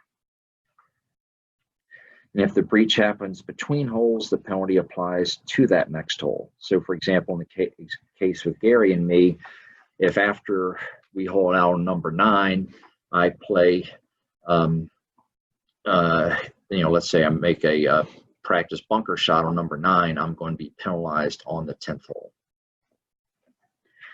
Now, Rule 5.6, unreasonable delay and prompt pace of play. A player must not unreasonably delay play either while playing a hole or between holes. And a player may be allowed a short delay for certain reasons. May, largely up to each committee. When the player seeks help from a referee or a committee, i.e. asks for a ruling. When the player becomes injured or ill. There was an example at the U.S. Women's Amateur a few years ago where in the final match, a player on about it was a 36-hole match on the, I want to say maybe after the 31st hole or so, the player was overcome with heat exhaustion, and the committee allowed her 15 minutes to recover and to receive some medical treatment. Or when there is another good reason. Now, penalty for breach of this, and this is a change. Note, this is the penalty prescribed by the rule itself. Penalty with a 3-tier penalty statement of 1 penalty stroke, the general penalty, and disqualification. If the player unreasonably delays play between holes, the penalty applies to the next hole. All right, prompt pace of play. You can tell that the rules makers are really trying to emphasize pace of play because that's considered to be such a big issue with the game today. The round of golf is meant to be played at a prompt pace. Again, a good idea just to state that belief, that principle in the rules themselves. Each player should recognize that his or her pace of play is likely to affect how long it will take others to play their rounds. So don't be selfish. Players are encouraged to allow faster groups to play through. Now, pace of play recommendations. And these are recommendations because often, as we'll see in the final section of this rule, that usually committees have very specific and detailed pace of play policies. But these are this is guidance for golfers on how they can play more quickly. And again, think of reading this through the eyes of someone who's new to the game. Players should play at a prompt pace throughout the round, including the time taken to prepare for and make a stroke, move from one place to another. It's well known that, for example, while Jack Nicklaus was a fairly deliberate player, he was also an extremely fast walker between shots to attempt to offset that, and move to the next teeing area after completing the hole. A player should prepare in advance for the next stroke and be ready to play when it becomes his or her turn. And when it is the player's turn to play, it's recommended the player not take more than 40 seconds to do so. After he or she is or should be able to play without interference or distraction. And the player should usually be able to play more quickly than that and is encouraged to do so. So again, trying to set the tone that golf should be played quickly. Playing out of turn to help pace of play. With some changes here of both match play and stroke play. Depending on the form of play, there are times when players may play out of turn for the purpose of helping with the pace. In match play, the players may agree that one of them will play out of turn to save time. So a situation where, and Dan will go, Dan will go over this in the next rule. And likewise, in stroke play, playing ready golf, playing out of turn as long as it can be done in a safe and responsible way is not only allowed, but encouraged. And again, Dan will go into that in a little more detail. Committee pace of play policy to encourage and enforce prompt play. The committee should adopt a local rule setting a pace of play policy. And the reason is that if you don't have a policy, it's hard to go out and tell players, play faster. Because they're going to look at you and say, oh yeah, what are you going to do to me if I don't? And if you don't have a policy spelled out, you're in a very awkward position. And this policy may set a maximum time to complete a round, a hole or series of holes or a stroke, and may set penalties. Like for was it 2 seasons now, Bill, we've used the checkpoint system.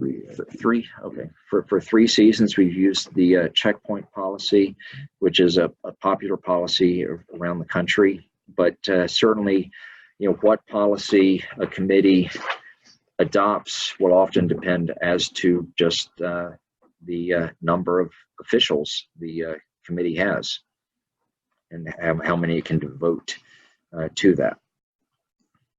As we've all seen, we all go through these rules classes, we get excited, go out on the golf course, we get excited to officiate, think we're gonna make lots of rulings, then we spend 80% of each day worrying about pace of play, which is not fun, but that is a reality and a very, very important part of golf administration. Okay, all right. Gary says 99%, and I was trying not to scare future officials away, but that's probably more accurate.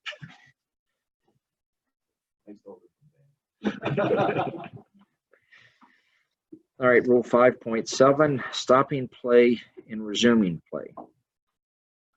5.7a, when players may or must stop play. And one point before we get into this is note that this is different than the previous section. The previous section, rule 5.6, talked about delaying play. And this rule talks about actually stopping play, and that the 2 situations are treated differently. During a round, a player must not stop play except in these cases. If the committee has suspended play, in which case the players must stop play if the committee suspends play. But for the full story, just wait for the next section. Stopping play by agreement in match play. And this can be the type of thing where, let's say Bill and I have a week to play our match, and we play our match, we've played 7 holes, and the weather is just crummy, it's cold, it's windy, it's rainy, and say, Bill, you know what, are you available tomorrow afternoon to finish this? And he says, yeah, that's okay. Then we're allowed to do that, as long as we don't delay the competition.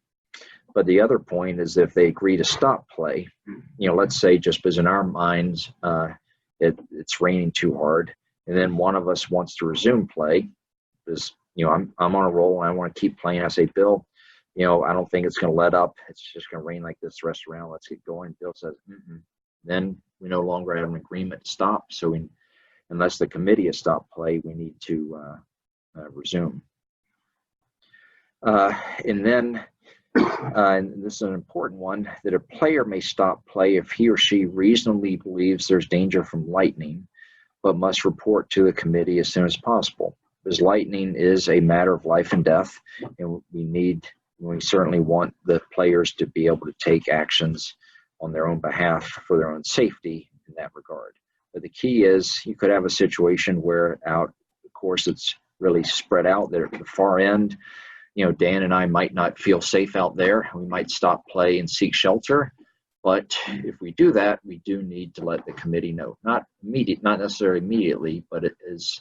But when we can, we need to tell the committee that we had stopped play way out on hole 13 because we were concerned about lightning. Leaving the course is not by itself stopping play. Player's delay of play is covered by Rule 5.6, not by this rule. If a player stops play for any reason not allowed or fails to report to the committee when required to do so, the player is disqualified. You know, because you could have a situation in stroke play where Dan and I are in a corner of the course that it's heavily wooded, and we think it's just too dark to play. And say this is stroke play, and we decide we're going to stop playing, and we go on into the clubhouse, and we tell the committee, hey, we were out there on number 14, we couldn't see anything just with all those trees, it was so dark, we stopped playing.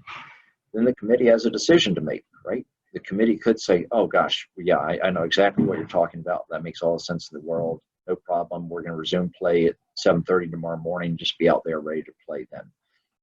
Committee could say that, or the committee could say, hey, we didn't tell you could stop play. You know, we thought it was still plenty light.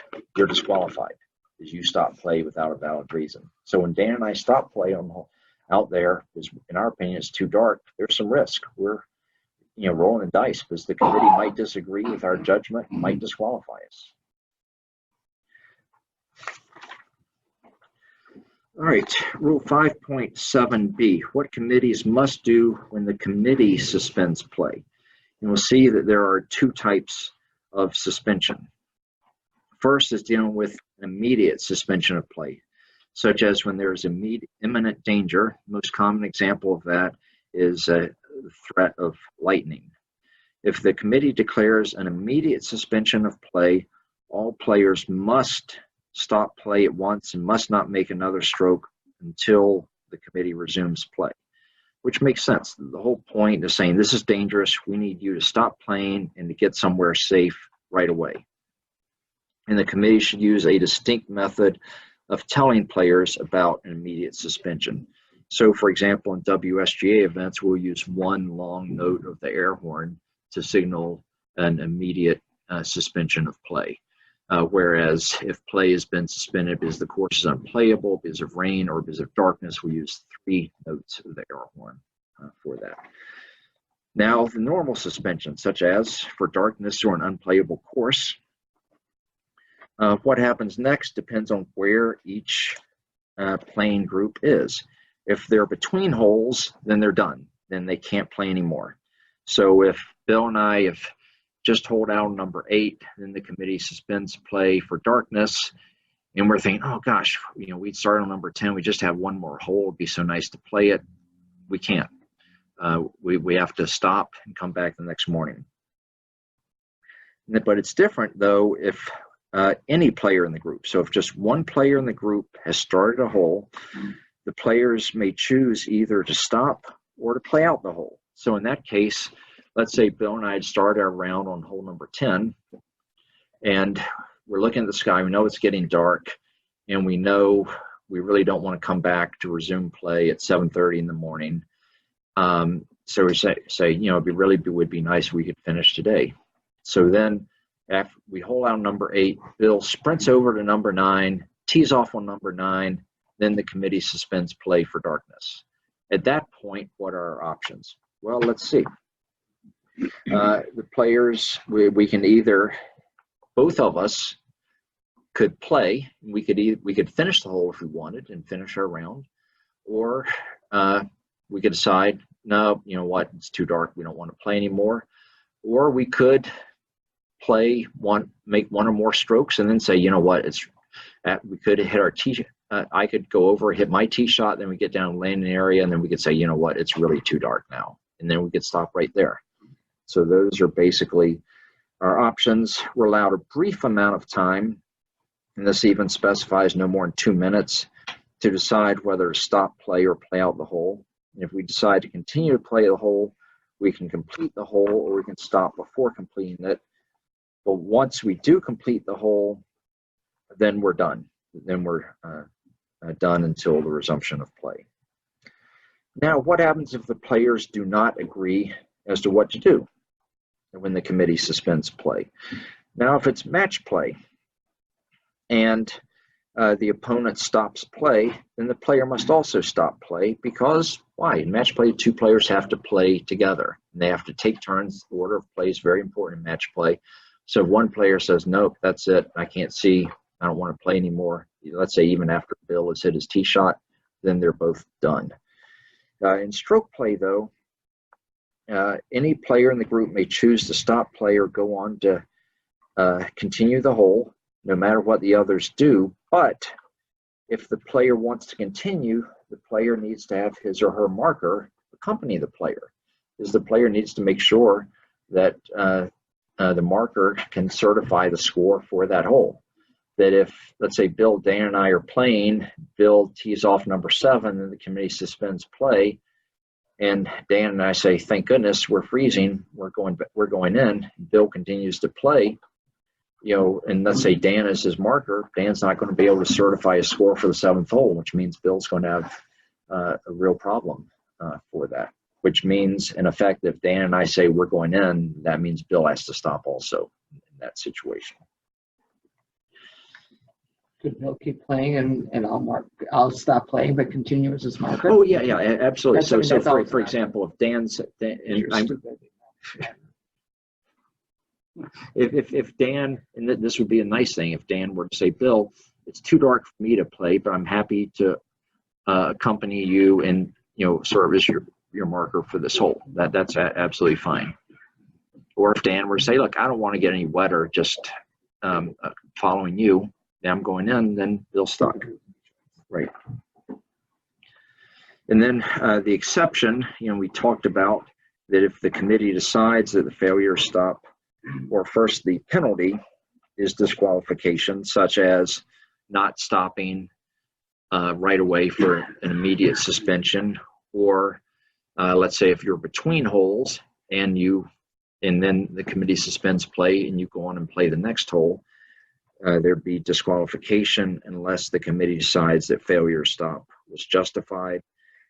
So it could be a situation where maybe we're out at the far end of the course and simply didn't hear the horn. Sometimes the air horn, sometimes that's possible because you can have strong wind, you can have rain, you can have thunder. Well, hopefully the thunder hasn't started yet. So there can be circumstances that players who don't stop would not be penalized. So that's when play has been stopped. Now, what happens when it's time to resume play, whether that same day or the next day? The key point is the player must resume play from where he or she stopped it. And if between holes, then that would mean at the next teeing area. Now, so that's where to resume play. When to resume play. Player must be present at the location identified above, so wherever the player had stopped play, and ready to play at the time set by the committee for play to resume, and the player must resume play at and not before that time. Now, if the ability to resume play is delayed, but sometimes you have a situation where, say, play's been suspended for darkness, and all players decide, let's we all want to finish this hole. You might wind up with 2 or 3 groups stacked up on that next teeing area. So if play's resumed at 8 o'clock, you might not be able to actually play until 8:10 or something like that. The same 5-minute rule apply in a resumption of play? Yep. That's it. That's a very, very, very good question, and we'll see that actually with the exception after the penalty statement, where it says exceptions 1, 2, and 3 to Rule 5.3a, which is the starting time rule, and the exception to 5.7b above apply here as well. So meaning that if we jump the gun, if we say and start before the committee resumes play, then instead of being disqualified in stroke play, we'd get 2 penalty strokes. 5.7D, lifting ball when play stops, replacing and substituting the ball when play resumes. And there's a fair amount going on here, so we'll just kind of take it one item at a time. Now, when stopping play of a hole, the player may mark the spot of his or her ball and lift the ball. So the player may do that. It's not a requirement, because you could have a situation where, let's say Bill hits his tee shot 300 yards down the fairway, then the committee stops play because of lightning. You know, as a committee, you kind of want Bill to seek shelter, right? Go someplace safe. But as opposed to walk out 300 yards, mark the spot of the ball, and lift it. So there's not a requirement to lift the ball, but the player certainly may. So either before or when play is resumed, and we'll base it, and the procedure will depend as to whether the player had originally lifted the ball when stopping play. If the ball had been lifted when play was stopped, then the player must replace the original ball or another ball at the spot. So it's okay for the player to substitute balls. But if the ball had not been lifted, so Bill left his 300-yard tee shot out in the middle of the fairway, then when it's time to resume play, Bill may play the ball as it lies, or to make sure Bill has the same rights as the player who had gone out and lifted the ball when stopping play, Bill may mark the spot of the ball, lift the ball, clean the ball, and replace that, or place another ball in that spot. And the reason for that is just to make sure that there's no incentive for the player to get a different result or to get a benefit by going out there instead of doing what perhaps the committee really wants Bill to do, and that's to get someplace safe. In either case, so whether the player had or had not originally lifted the ball, if the lie was altered as a result of lifting the ball. So it could be a situation that, let's say the ball was embedded was pressed into the, was embedded in sand and naturally sandy area. When the player lifts the ball, the lie kind of falls apart. Then Rule 14.2D is going to tell us what to do, how the player will proceed when replacing the ball. Now, next bullet point, what if the lie of the ball was altered after the ball was lifted and before the ball is replaced? Okay, well in that case, Rule 14.2D does not apply, and then we're going to look at, what happened. The original ball or another ball must be replaced on the original spot. If the lie or other conditions were worsened during this time, then Rule 8.1D applies. So that means during the suspension, if the lie or other conditions affecting the stroke, for example, air intended swing, were worsened, then Rule 8.1D applies. So if your lie was worsened because of water, because there was a stream of rainwater that came through there and somehow worsened your lie, what does Rule 8.1D tell us? Is the player allowed to restore that in any way? The answer is no, because if your lie is altered or if the conditions affecting the stroke are altered through natural forces, you're stuck with it. But what would be the ruling if, say, your lie was worsened by a maintenance worker or by a spectator or by a volunteer? Then that's different. Then Rule 8.1D would apply. And then you'd go through those 3 bullet points depending on which applies to exactly what happened, whether it's possible just to restore it, whether you need to lift the ball, clean it, and replace it, or whether you actually need to look at placing the ball in another spot. So if it rains, play is suspended, it rains, my ball is at rest in the middle of the fairway, the rain comes along, washes my ball down into a penalty area. Okay. My ball ends up in the penalty area. That's where I start. No. In this case, fortunately, the answer is different. Because in this case, remember, one of the keys is that you resume play from where your ball was when play was stopped, which would be in the fairway. I'm talking about a case where, say, the ball hasn't necessarily moved, but perhaps there's now like a little stream or an indentation. that water caused. In that case, then you're stuck.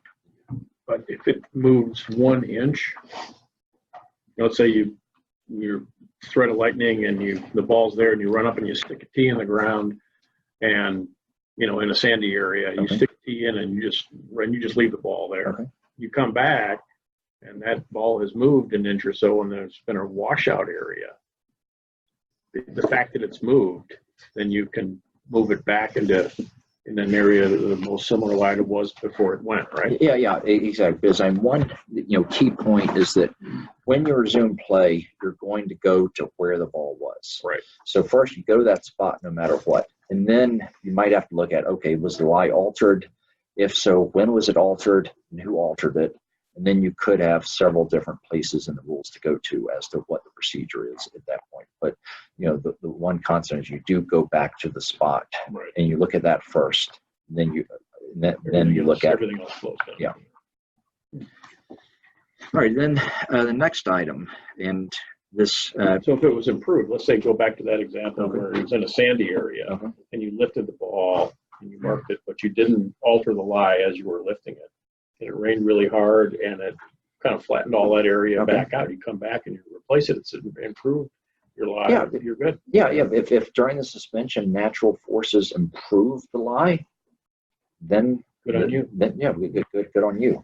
And then another situation it can apply, and there's an interpretation saying what if someone else, what if a maintenance worker improved the lie, for example, by raking the bunker? Is there Rule 8.1D applies to when the lie has been worsened, but as long as this was done without your knowledge and sanction, you're allowed to accept the improved lie. So that's okay. All right, last section, what to do if the ball or ball marker is moved while play is stopped. And this can apply, especially say if you have coins on the putting green and there's an overnight suspension in the morning, the maintenance staff comes out, mows the green, doesn't see the coins, and you go back out and your dime's not there. If the ball or ball marker is moved in any way before play is resumed, and also, the question of what happens if the ball was in the fairway and then you find it in a penalty area, are you stuck? And the answer, fortunately, is no. The player must either replace the ball or another ball on the original spot, or place a ball marker to mark that spot, then place a ball next to that ball marker. If the conditions affecting the stroke were worsened while play was stopped, then Rule 8.1D in some circumstances will allow a restoration or a change there.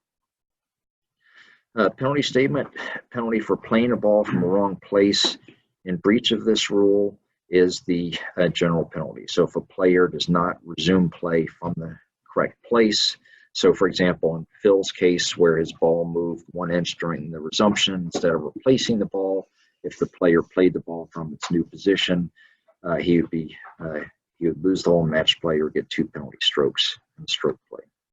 I have an in-practice question. Okay. What does the USGA do in working with the superintendent and his staff when you suspend play, whether for whatever reason, play is going to be resumed the next day, and the greens are going to be mowed and rolled? All right, that's a good question from Bill. What's at high level, say at USGA level, what does the committee do in working with the maintenance staff when there are balls on the course and or ball markers on the course? Well, one point to keep in mind is, when you reach the national championship level, there is a luxury of having a lot of rules officials on the golf course. In that, for example, what the USGA will ask each official to do is to submit a card after the suspension identifying locations of any balls on that official's hole. Be able to say, well, there's one ball 20 feet behind the hole, one ball 10 feet short, and there's one ball in the fairway just 5 yards short of the green. So that way, the USGA can relay that to the maintenance staff, so that they can deal with that. So when they're mowing the green, sometimes they'll have someone go out and just immediately, put the mark, right, lift the marker right before the mower goes over and then put it right back down when the marker passes. And a good way also is, they'll go out and mark the spots with wire flags, with something that has some verticality to it to help the maintenance workers see that. Is that a word, Dan? Yes, now. It is now. We said higher level events, I assume you meant WSGA. Well, we can start doing that if. I mean, the estimation part of it covers if the marks are moved. Yeah, and especially now since the players. Previously, 20 years ago, something. Yeah. I never Right. All right. Well, any questions on Rule 5? If not, let's take a 10-minute break and we'll resume at 9:56 with Dan covering Rule 6 and 7. 9:50.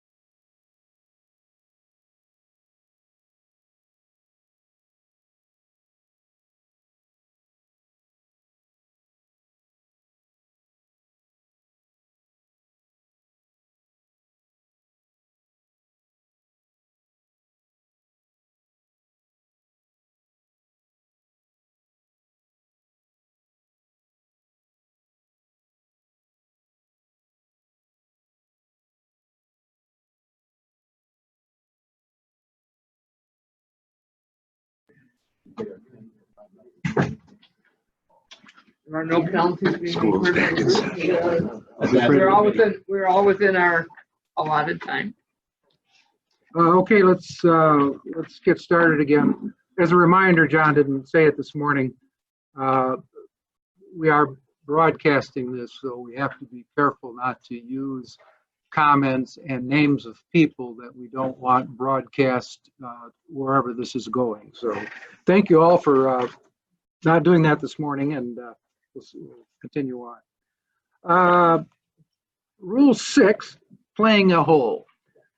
First thing we want to do is go over a couple of definitions. The first definition is honor. We talked about this last year. Let me mention it again. You'll see that honor is an odd spelling. That's because the rules are written in what's known as international English, not American English or not British English, but international. And so the word honor is O-U-R. You also see that in the word color and a few other what we would consider odd spellings. Practice. Bottom of 206, honor. The right of a player to play first from the teeing area. Notice it's only the teeing area, and it's amazing how often that is on the national exam. It'll be part of the true false, and it'll say something like the player plays from the middle of the fairway before the other one, he has the honor. No, that's not correct. Honor is just the first teeing area. Second one is the word in play, which is on the next page. The status of a player's ball when it lies on the course and is being used in the play of a hole. The ball first becomes in play on a hole when the player makes a stroke from inside the teeing area, or in match play when the player makes a stroke from outside and the opponent does not cancel. The next bullet point, the ball remains in play until it is holed, except it's no longer in play when it's lifted from the course. So anytime it's lifted, that ball's not in play. Secondly, when it's lost, or third, when another ball has been substituted. So the minute another ball is substituted, that first ball is no longer in play. Next line, a ball that is not in play is a wrong ball. You may want to make a little star there and say except in the teeing area, and we're going to go over those rules shortly. The player cannot have more than one ball in play at any time. And again, we're going to go over this, but this is the 6-3 exception. You all know about that. Obviously, you can have a provisional ball as well as a regular ball, the original ball, and you can be playing two balls under Rule 20.1c. When the rules refer to a ball at rest or in motion, this means a ball that is in play. That becomes important if you're dealing with stuff around the putting green, and we'll talk about this, or John will when he covers Rule 11. If you putt and it hits another ball, that rule only applies to a ball that is in play. When a ball marker is in place to mark the spot, if the ball has not been lifted, it's still in play, and if the ball has been lifted and replaced, it is in play, even if the ball marker has not been moved. That's code for saying we look at the ball, not the ball marker. All right. Next is substitute.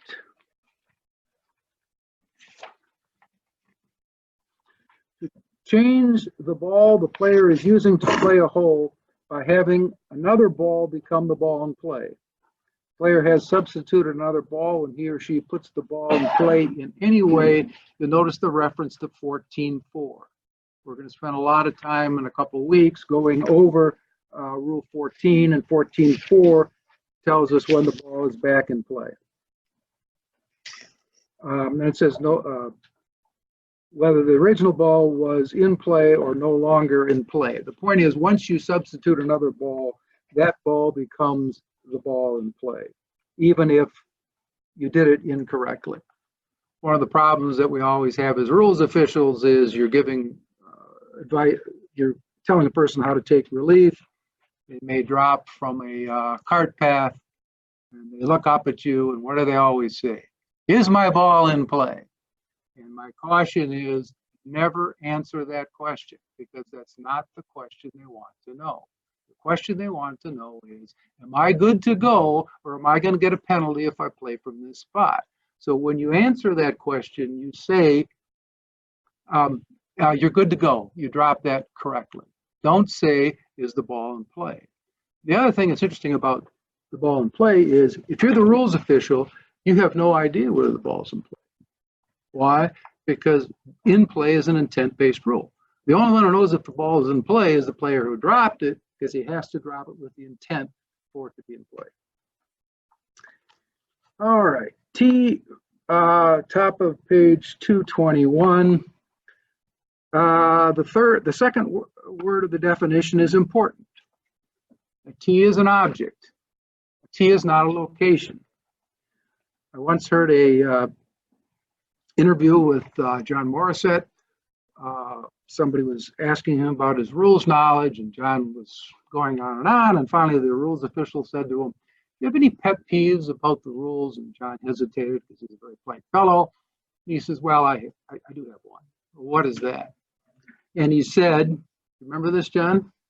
"It's a difference between a divot and a divot hole." And John says, "I don't like it when the announcer says the ball rolled into a sand-filled divot." Why? Because the divot is the stuff that's scooped out and goes someplace else. The thing that's left is the divot hole. All right, this is a very small point, but my pet peeve is tee versus teeing area. A tee is an object. You put the ball on it. You don't stand on it. So if someone says, "Well, I was standing on the third tee," you have to picture a person going into their pocket, getting out 3 tees, and figuring out which one is number 1. A tee is an object. Teeing area. Teeing area is the location, not the object. And we're going to go over, when we go over the teeing area rules, that it's rectangular, 2 club lengths, the front and the back. We're going to go over that more in greater detail when we go through Rule 6. The last one I want to talk about is wrong ball. This is a surprisingly difficult concept for a lot of beginners to understand, and even us not so much beginners. A wrong ball has nothing to do with the ownership of the ball. It has to do with the fact that it's any ball other than the one that you're playing on that hole and on you go. So it's any ball other than the ball in play, or a provisional ball, or a second ball. Everything else is a wrong ball. All right, so let's look at 6.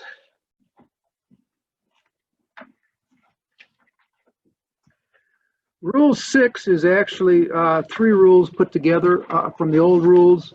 It's the old Rule 11 called teeing grounds. It's the old Rule 15 called substituted ball, wrong ball. And it's the old Rule 10 on order of play. And you know that because there are 3 separate purpose of rules contained in these. All right, so let's look at the first one. Rule 6, purpose of the rule. Rule 6 covers how to play a hole, such as the specific rules for teeing off, the requirement to use the same ball for the entire round, except when substitution is allowed, and the order of play, which matters more in match play and stroke play. 6.1, starting play of a hole. I believe under the old rules, we did not have a rule that said when a hole started. And so you always had this question. Now we know. The player has started a hole when he or she makes a stroke to begin it. The hole has started even if the stroke was made from outside the teeing area. So have you started the hole? This can become important if you're on the first tee and you see somebody swing and you haven't hit the ball yet. I suppose you could say, "Gee, Gary, you're over swinging on that," because your hole, your match hasn't started. You can give advice as long as it's not during the round.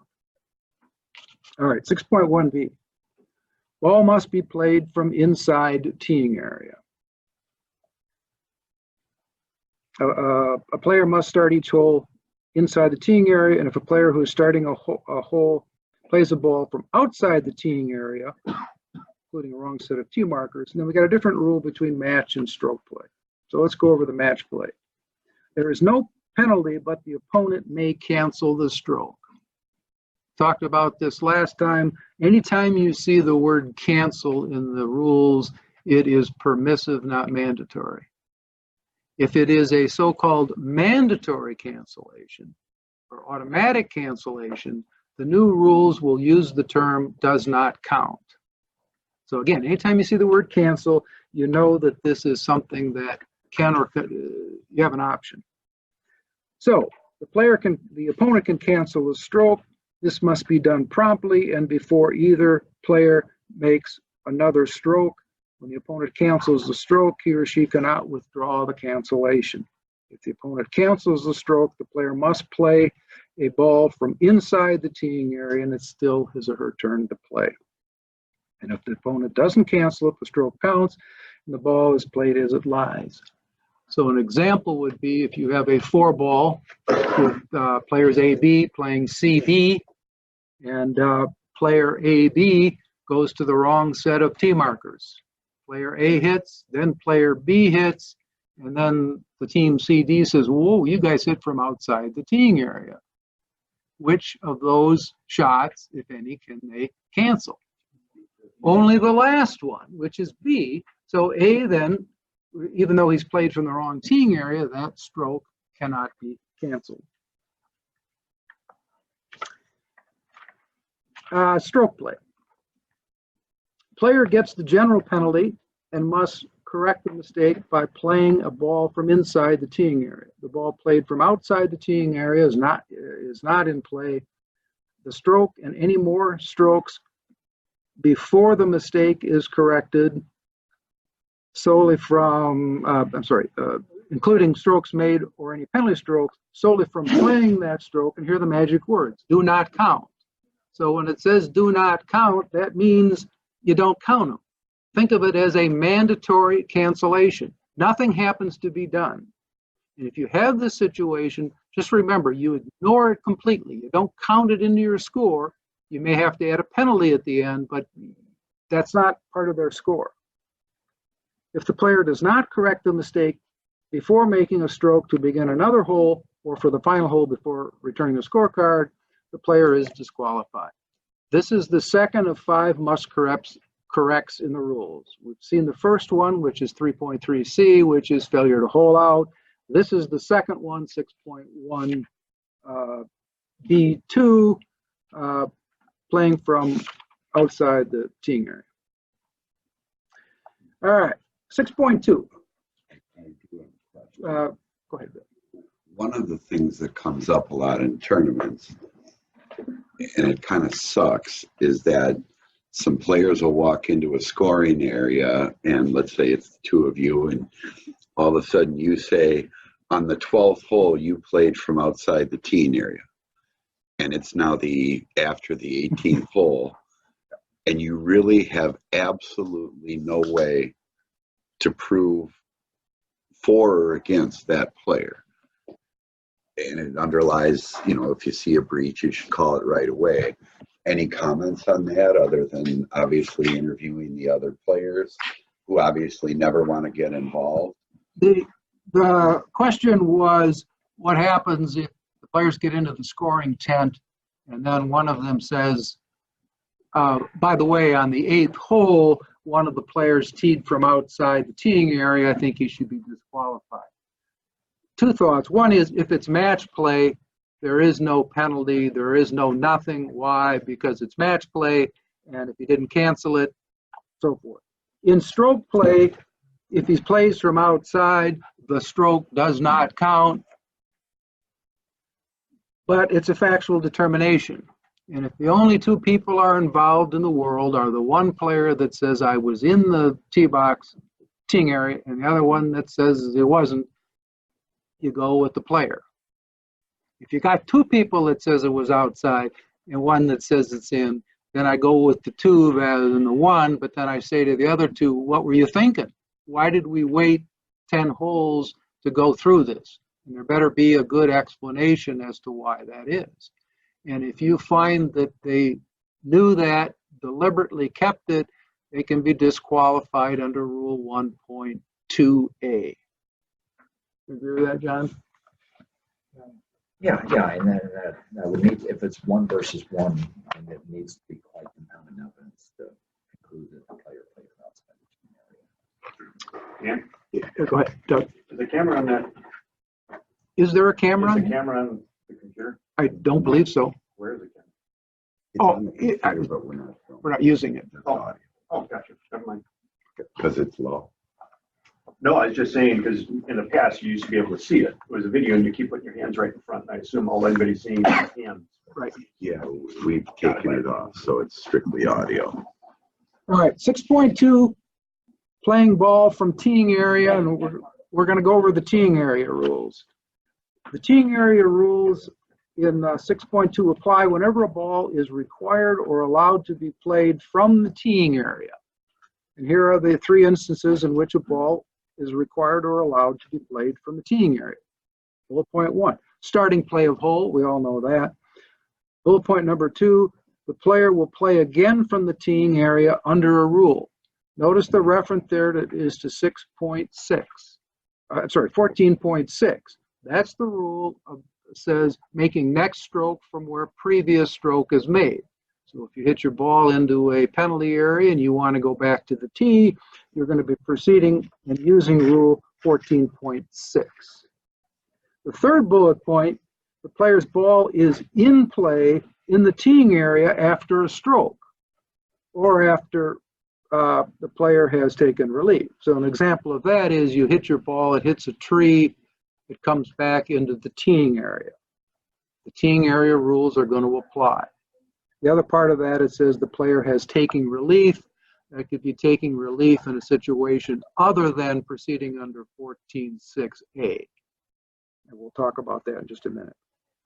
The rule applies only to the teeing area, and the player must play from in starting the hole, not to any other teeing location. We talked about that, but if you're playing from the white tees, the teeing area rules apply only to that white set of tee markers in that area around it.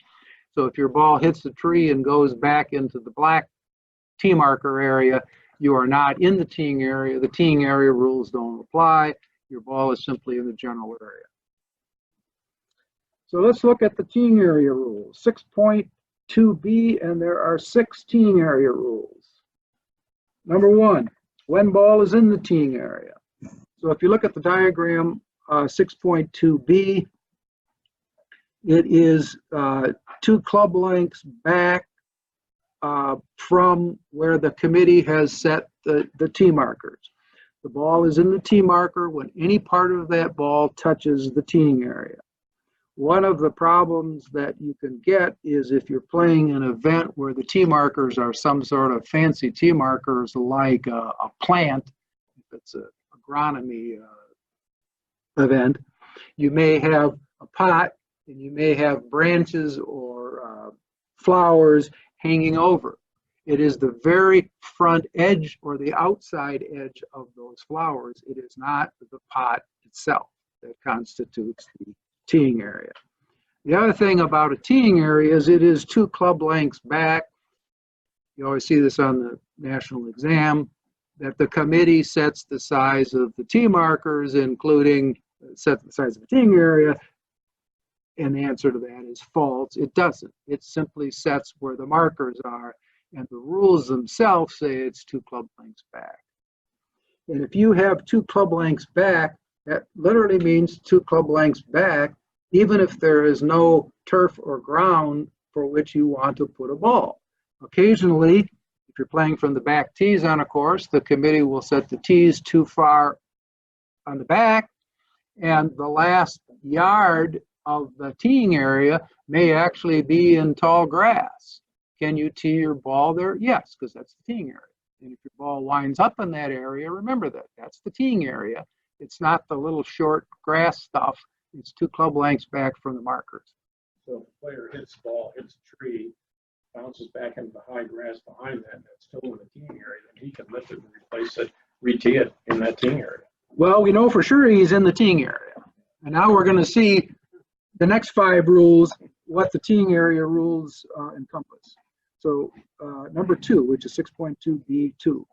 Ball may be teed or played from ground. The ball must be played from either a tee, remember a tee is a defined term and it can't be more than 4 inches, or on the ground. For purposes of this rule, the ground includes sand or other material put in place to set the tee or a ball on. The player must not make a stroke at a ball on a non-conforming tee. And now you look at the penalty section. What's interesting about this is the penalty section only applies to this rule 2 of the teeing area rules. Penalty for first breach, general penalty, penalty for second, unrelated to the first, disqualification. Example, on the first tee, you take out your Coke can, you set the ball on it, and you hit it. That is a non-conforming tee. Are you disqualified? No. You have now committed your first general penalty. You get to the second hole, and someone says, you know, you can't use a soda can. And you say, I learned that lesson. But you pull out your 5-inch tee and you put it down there, and then you make your stroke with the 5-inch tee. That's a non-conforming tee. That's your second breach. Now you're disqualified. So they don't have to be related, but they don't have to do the same thing. All right, teeing area rule 3. Certain conditions in teeing area may be improved. Before making a stroke, the player may take these actions in the teeing area to improve the conditions affecting the stroke. So understand this is an exception of what John just went over this morning. 8.1b as in boy means it's an exception to the 8.1a rule. And number 8 is what John went over this morning. You can alter the surface of the ground, such as by making an indentation with a club or a foot. Some players take their driver and they bang in the teeing areas to have a little place to set the ball on top. You're permitted to do that. You can move, bend or break grass, weeds, or other natural objects that are attached or growing, and the key there is in the ground. So if the maintenance staff didn't do a very good job and there are some weeds or whatever in the teeing area growing out of the ground, you can remove them. But the key is in the ground. If the committee has put the tees to the tee markers too far back, and when you go to take your backswing, you're going to hit a tree that hangs over, you cannot move or bend or break that. If you do, you're going to get a penalty. You can remove pressed down sand, and you can remove dew, frost, or water.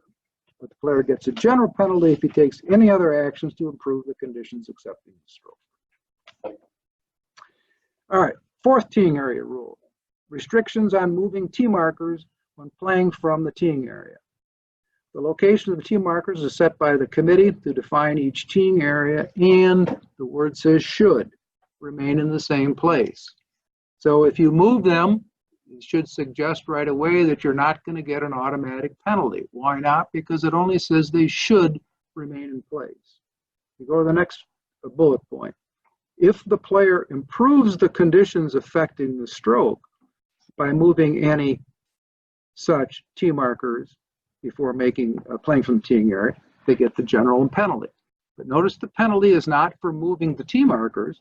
The penalty is for improving the conditions affecting the stroke by moving the tee markers.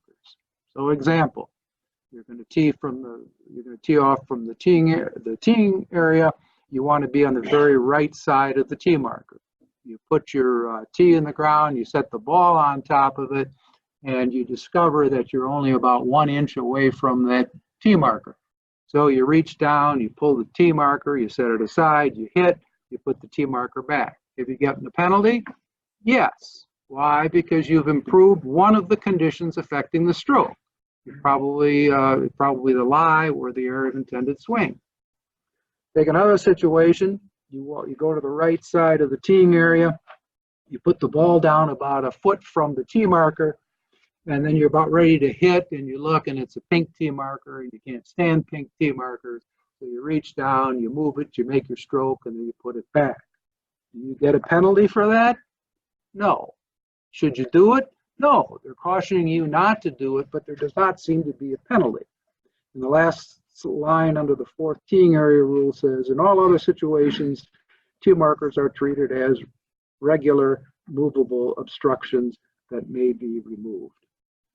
there is an interpretation that says if you deliberately move them because you don't like the way the committee set them up, the committee has the ability to disqualify.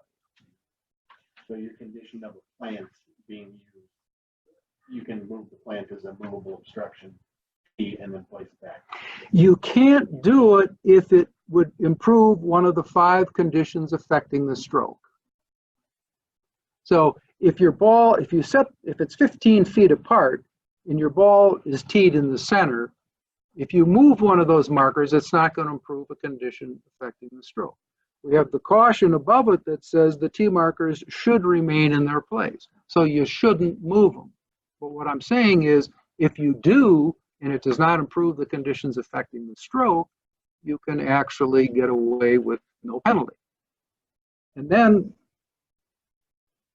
sort of a refresher on the previous rules this morning, if you move the tee marker because it improves the conditions affecting the stroke, and the person you're playing with says, wait a minute, you can't do that, can you put the tee marker back, make the play, make your stroke without getting a penalty?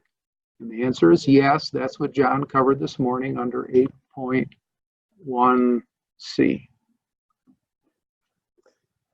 You have a question, Paul? I do. It has to do with the previous section about what actions allowed in the team area.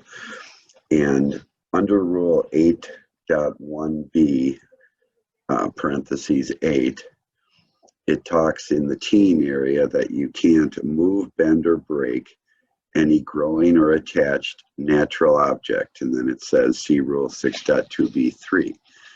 Then you go to Rule 6.2b3, and it says, move, bend, or break grass, weeds, or other natural objects that are attached or growing in the ground in the teeing area. Right. And those seem to be different. The way I read this is that the teeing area rules 6.2 are the very specific rules of what you can do. The 8.1b parent 8 is the general rule that's saying you really can't do any of this stuff for the particular C 6.2b 4 or 3, which is the teeing area rules. And we just went over that, and what it's saying is you can't move stuff in the ground. I'm sorry, you can move stuff in the ground, you can't move stuff that is above the ground. All right. 5, rules 5, and then rule 6. 2 very interesting rules. Ball is not in play until stroke is made. So you look at the very first line, whether the ball is teed or on the ground when starting a hole, or playing again from the teeing area under a rule. I would suggest that instead of a rule, you write in 14.6a, because what we are talking about in Rule 5 is playing your original shot or playing another shot from the teeing area, 14.6a. And when you do that, the ball is not in play until the player makes a stroke at it. So if you hit your ball out of bounds, you then go back to the tee, you are making your teeing area. You then make your next stroke from where your previous stroke was made under 14.6a, and then you decide that you're going to drop the ball. And it's now in the teeing area. Is the ball in play? And the answer is no, because Rule 5 says ball is not in play until stroke is made. So that ball is not in play. Then it goes on to say the ball may be lifted or moved without penalty, and if it falls off the tee, so forth. But if the player makes a stroke while it's falling or after it has fallen, there's no penalty, the stroke counts and the ball's in play. Now let's look at 6. When ball in play lies in teeing area. And at first you may say to yourself, well, how can it be in play in the teeing area? Because we just went through Rule 5 that says it's not in play until the stroke is made. The key is it says if the player's ball in play is in the teeing area after a stroke, such as a teed ball after a stroke that misses the ball. So in other words, if the player whiffs at that ball is now still in the teeing area and the ball's in play. If the player hits his tee shot, it hits a tree, comes back into the teeing area, that ball is in play. But even if the ball is in play, notice what Rule 6 says. The player may lift or move the ball without penalty and may play the ball or another ball from anywhere in the teeing area from a tee or ground under 2, including playing the ball as a lies. So when you hit the ball, hits the tree, comes back into the teeing area, now you get all the rights of the teeing area. So you can lift the ball, you can re-tee it, move it around, whatever. All right, 6.3, ball used in play of hole. Again, there's a purpose section which kind of suggests that the drafters of the rule kind of consider this a separate rule from 6.1. A hole is played as a progression of strokes made from the teeing area to the putting green and into the hole. After teeing off, the player is normally required to play the same ball to a hole. The player gets a penalty for making a stroke at a wrong ball or a substituted ball when substitution is not allowed. So 6.38, holding out with the same ball from the teeing area. A player may play any conforming ball when starting a hole. The player must hole out with the same ball. That's the general rule, except the ball is lost or comes to rest out of bounds. The player substitutes another ball, whether or not allowed to do so. So again, when you substitute a ball, you don't have to hole out with the original ball. And it says the player should put an identifying mark on the ball to be played. Again, that's another one of those ones that often shows up on the national exam, where you have the question that says which one of the following statements is true or which one of the following is false, and they'll often put in there, the player must put an identifying mark on his ball. Of course, that's false because it's only a suggestion. It says should. It's a good thing to do, but you don't have to. 6.3b, and let's talk about parent 1. This is the rule that every rules official needs to know and must know. This is when you can and when you cannot substitute a ball. We're going to go through these 3 situations. Number 1, when taking relief under a rule, the player may use either the original ball or another ball.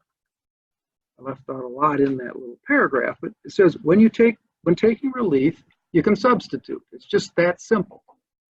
Notice it says including when either dropping a ball or placing a ball, such as when a ball will not stay or when taking relief on the putting green. If you're taking relief, you can substitute. Bullet point number 2, when playing again from where previous stroke was made, the player may substitute. Notice again the reference to 14.6. 14.6 is the rule that says making next stroke from where previous stroke was made. What does that mean? Well, again, if you hit your ball out of bounds, you are required to go back to the tee. If you hit your ball into a penalty area, you are not required to go back to the teeing area, but you may decide that that's your best option. And of course, you would be then making your next stroke from where the previous stroke is made. And you could substitute. And this also takes into consideration a stroke that is canceled. If a stroke is canceled, are you then going to make your next stroke from where the previous stroke was made? Answer, yes. Can you substitute? Yes. Third situation, when replacing a ball on a spot, the player is not allowed to substitute. Notice the reference there is to 14.2. We're going to talk a lot about this in a couple of weeks. 14.2 is the rule that says anytime your ball is lifted or moved, you got to replace it. Now, there are some exceptions, but again, replacing a ball means walking down the middle of the fairway, or an example would be you're walking down the middle of the fairway, you kick your ball. You are required to replace it. Replace means you put the ball back in the spot. You can't substitute. All right, sub 2. Substituted ball becomes ball in play. When a player substitutes another ball at the ball in play, the original ball is no longer in play, even if it's rest on the course. And this is true even if the substituted another ball for the original ball was not allowed by the rules. Simply means if you drop a ball with the intent for it to be in play, you've now substituted, even if you dropped it 3 club lengths from where you're supposed to be. So that ball's in play. If the player plays it, they may get a penalty, but the ball is in play. The bullet point on the top of 6.2 says, for how to correct an error before playing the substituted ball, see 14.5. We'll spend some time going over that. That's the so-called eraser rule. If the player's original ball has not been found and the player puts another ball in play to take stroke and distance, or is allowed under rule such and such, the player must continue playing with the substituted ball, and the player must not play the original ball, even if it's found on the course. What that's saying is that once you substitute a ball, you then have to continue on with that substituted ball. Let's look at parent 3.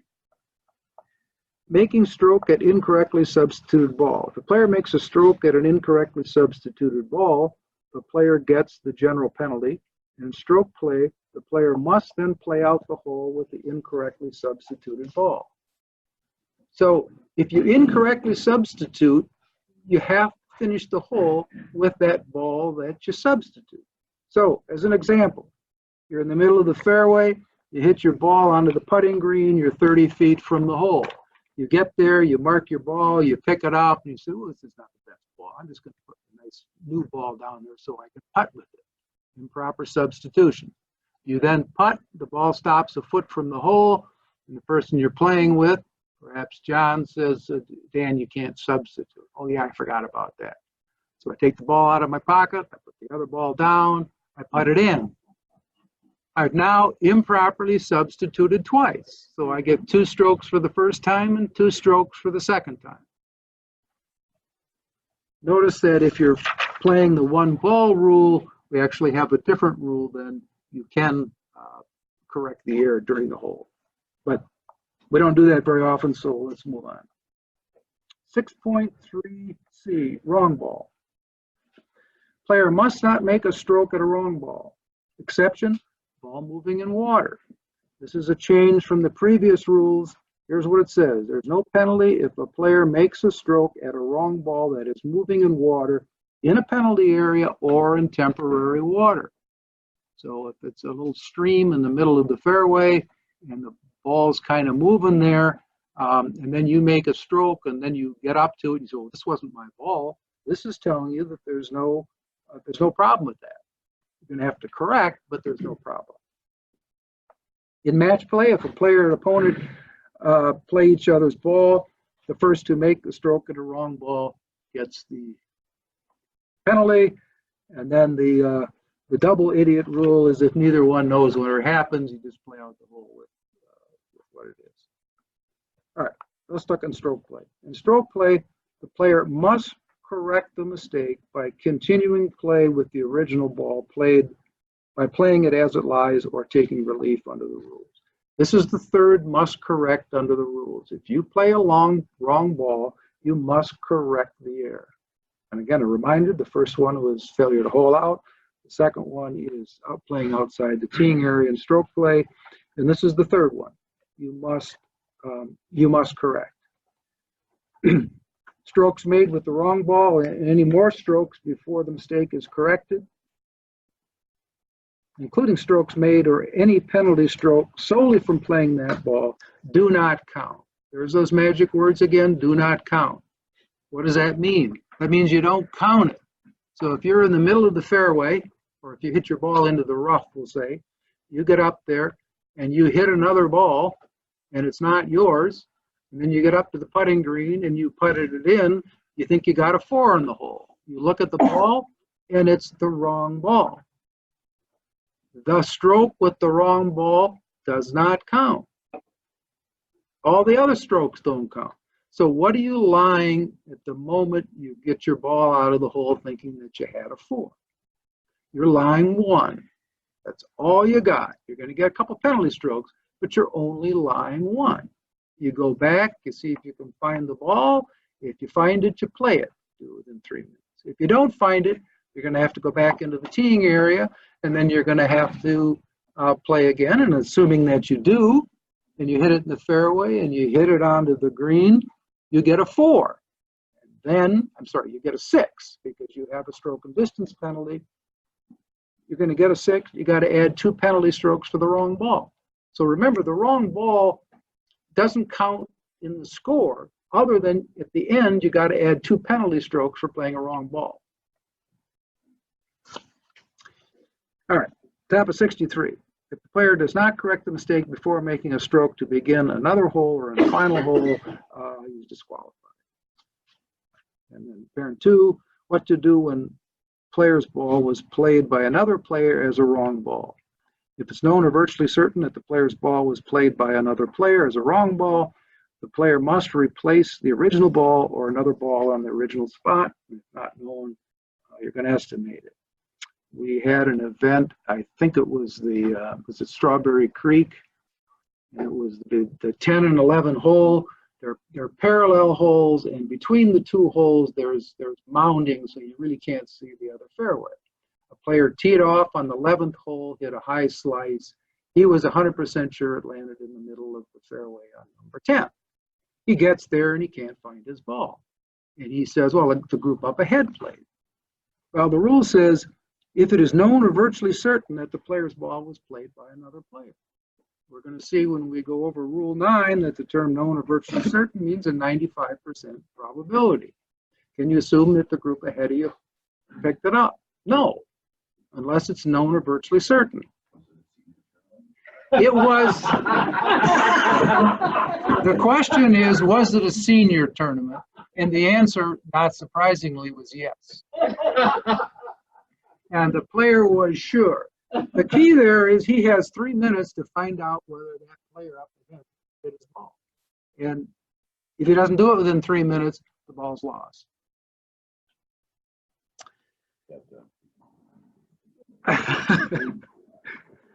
We had an editorial comment from Bill that that's an ugly situation. All right, 6.3D. One player may play more than 1 ball at a time. And there's only 3 instances in which you can do it. When you're playing a provisional ball, which we'll go over into Rule 18, or when you're playing 2 balls because of a serious breach under 14.7, or you're playing 2 balls under 20.1C, which is the rule that says in stroke play, if you're uncertain of your rights, you can play 2 balls. All right, 6.4. This is the old Rule 10. Purpose of the rule. 6.4 covers the order of play throughout a hole. The order of play from the teeing area depends on who has the honor, and after that, it's based on which ball is furthest from the hole. In match play, the order is fundamental. In stroke play, there's no penalty for playing out of turn. In fact, you're allowed and encouraged to play ready golf. Match play, order of play. Starting the first hole. At the first hole, the honor is decided by the order of the draw set by the committee. If there is no draw, you can do it by an agreement or random method. All of our tournaments, we do have a draw. Generally, if it's match play, the very top will be number 1. He'll be playing person number 64, and the very bottom of the sheet will have player number 2, who will be playing number 63. The person on the top line is the person that goes first. When we play stroke play events, the starter will see that there are 3 people. If it's a threesome, there'll be 4 people, and the order in which they're listed is the way that you send them off. Starting all other holes. Player who wins a hole has the honor at the next tee. If the hole is tied, the player with honor at previous teeing keeps it. If a player makes a timely ruling request that has not yet been decided by the committee and could affect it, then it's decided by agreement or a random method. So player says, I got the honors, and he says, well, not if you didn't, if you're going to get that penalty stroke, then I got it. Well, who goes first? Well, I don't know, but you're not going first. Then if they can't agree, they flip a coin, and that's a random method. After both players start a hole, the ball that's furthest from the hole is played first. And again, as a reminder, that it's not having the honors. It just means you have a right to play first. If the balls are the same distance, again, you have an agreement or a random method. Opponent may cancel player's stroke made out of turn. If a player plays when his opponent's turn to play, there is no penalty, but the opponent may cancel the stroke. As a reminder, it says cancel, it says does not count. What does that mean? That means it's permissive. You don't have to cancel it. You can if you want. If you don't cancel it, on you go. And there must be some action taken to actually cancel it. Must be done promptly and before either player makes another stroke. So again, in a foursome or a four-ball event, if A, B play, and then something happens, you can only recall B, you can't recall A. Playing out of turn to save time. So this is new. Even in match play, the players may invite the opponent to play out of turn and may agree to the opponent's request to play out of turn. However, if you do, you give up the right to cancel the stroke. Stroke play. Normal order of play. Starting first hole. The honor at the first tee is decided by the order of the draw. We went through that. Starting all other holes, the player in the group with the lowest gross score has the honor at the next teeing area. The player with the second lowest should play next. Notice the word should. Why? Because we're in stroke play. There's no penalty if you play out of turn. You should play in the right order, but if you don't, there's no penalty. The honor is based on gross score, even if it's a handicap competition. Why is it based on gross score? Because in stroke play, you do not have strokes per hole. You simply, if you are a 10 handicap and you shoot an 80, that means at the end of the day, your score is 70. So in stroke play, honor is determined by gross score. After you've started the hole, the ball that is furthest from the hole should, and there's that word again, should be played first. There's no penalty if a player plays out of turn, except that if two more players agree to play out of turn to give one of them an advantage, each of them gets the general penalty. So that could be a situation where John, Bill, and I are playing in the state amateur, maybe the senior division of the state amateur, and John and Bill are tied for first place, and I'm playing with that group, but I'm way out of first place. And I'm really hoping that Bill wins rather than John, so I say to Bill, let me hit this shot first, and then you can see how it is. And Bill says, oh, that's great. Well, this is saying that's an agreement. There's a two-stroke penalty for both of us. Playing out of turn in a safe and responsible way, known as ready golf. Again, a very good change in the rules, provided people actually do it. Two or more players can agree to do so for convenience. A player's ball comes to rest a very short distance from the hole, and the player wishes to hole out, or an individual player is able to play before another player whose turn it is to play under the normal rules, so long as playing out of turn does not endanger, distract, or interfere with another. And then the but, if the players whose turn it is to play is ready and able and indicates that he wants to play, other players should generally wait. What if you don't? Perhaps it's disrespectful, but there's no penalty. And then 6.4c, when player will play provisional ball or another ball from a teeing area. This is a different rule than in the course, on the rest of the course. The order of play in this case is for all players in the group to make their first stroke on the hole before the player plays the provisional ball. So if it's A, B, and C playing, A hits his ball out of bounds, or if not out of bounds, hits it where he thinks it's going to be out of bounds. He lets B and C hit, and then A hits his provisional ball. 6.4d as in dog. When players take relief or will play provisional ball from anywhere except teeing area. So, parent one, taking relief to play ball from a different place than where it lies. When a player becomes aware that he or she is required, and that's the key to this, required to take stroke and distance, the player's order of play is based on the spot where his or her previous stroke was made. Second bullet point, when the player has a choice, then the order of play is based on the spot where the original ball lies. So if you're in the middle of the fairway, excuse me, if you're in the middle of the fairway and you are player A and you're playing before player B, when you hit your ball out of bounds, you are required to play again from that spot. So then you will then play next. If you hit your ball into a penalty area, you are not required to make your next stroke from where your previous stroke was made. You have a choice.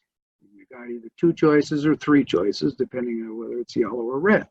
And in that case, the order is determined on where the ball lies. So if A hits his ball 100 yards up into a penalty area, then it's B's turn to play, even if A decides that he is eventually going to go back and play again from where the previous stroke was made. Playing provisional ball. The order of play is for the player to play the provisional ball right after making the previous stroke and before anyone else plays a ball, except when starting the hole, we just went through that, or when the player waits too long and then the other person doesn't know what he's going to do.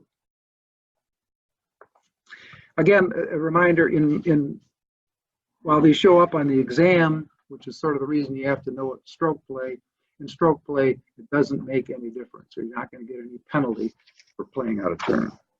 All right, 6.5. This is an interesting rule. It wasn't in the old rules, but we now actually have a rule that tells us when a hole has been completed. And you say to yourself, well, why do we need to know this? Well, here's an interesting reason why you may need to know this. You're playing the 13th hole at Meadow Valley, which is a very nice short par 4. The second shot is uphill, so if you hit a nice T-ball, you may have a short iron left. So you hit your second shot up to this green, which is blind from where you're hitting from. You go up there, you search 3 minutes, and you can't find your ball. So you go back, you hit your next shot. So now you're lying 4 on the putting green, you make 2 putts, you get your 6 as you're tipping over the hole, you see your original ball is in the bottom of the hole. You get a 2 or you get a 6, big difference. And the reason you get a 2 is because the hole was completed as soon as in stroke play when the player holes out. So that player has holed out, he gets a 2, not a 6. Any questions on 6?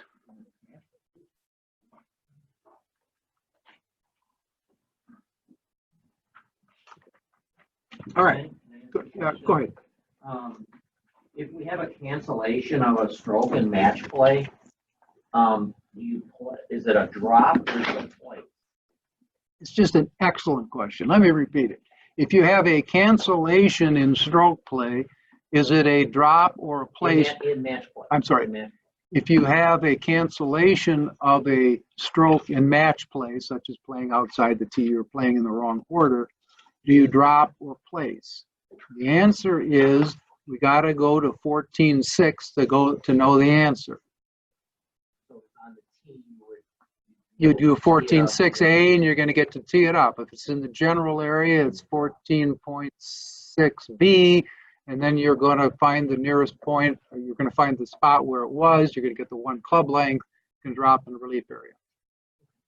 And then we're also going to see about the putting green.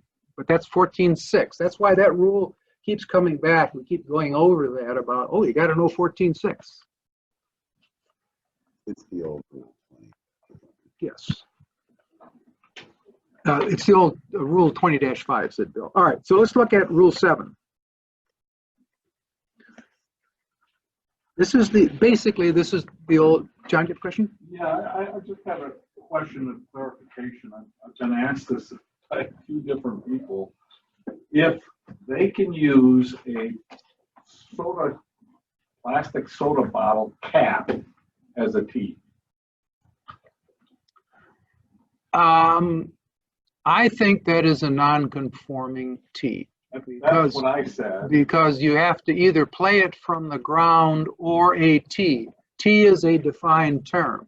When you look at the defined term, it says an object used to raise the ball above the ground to play it from the teeing area.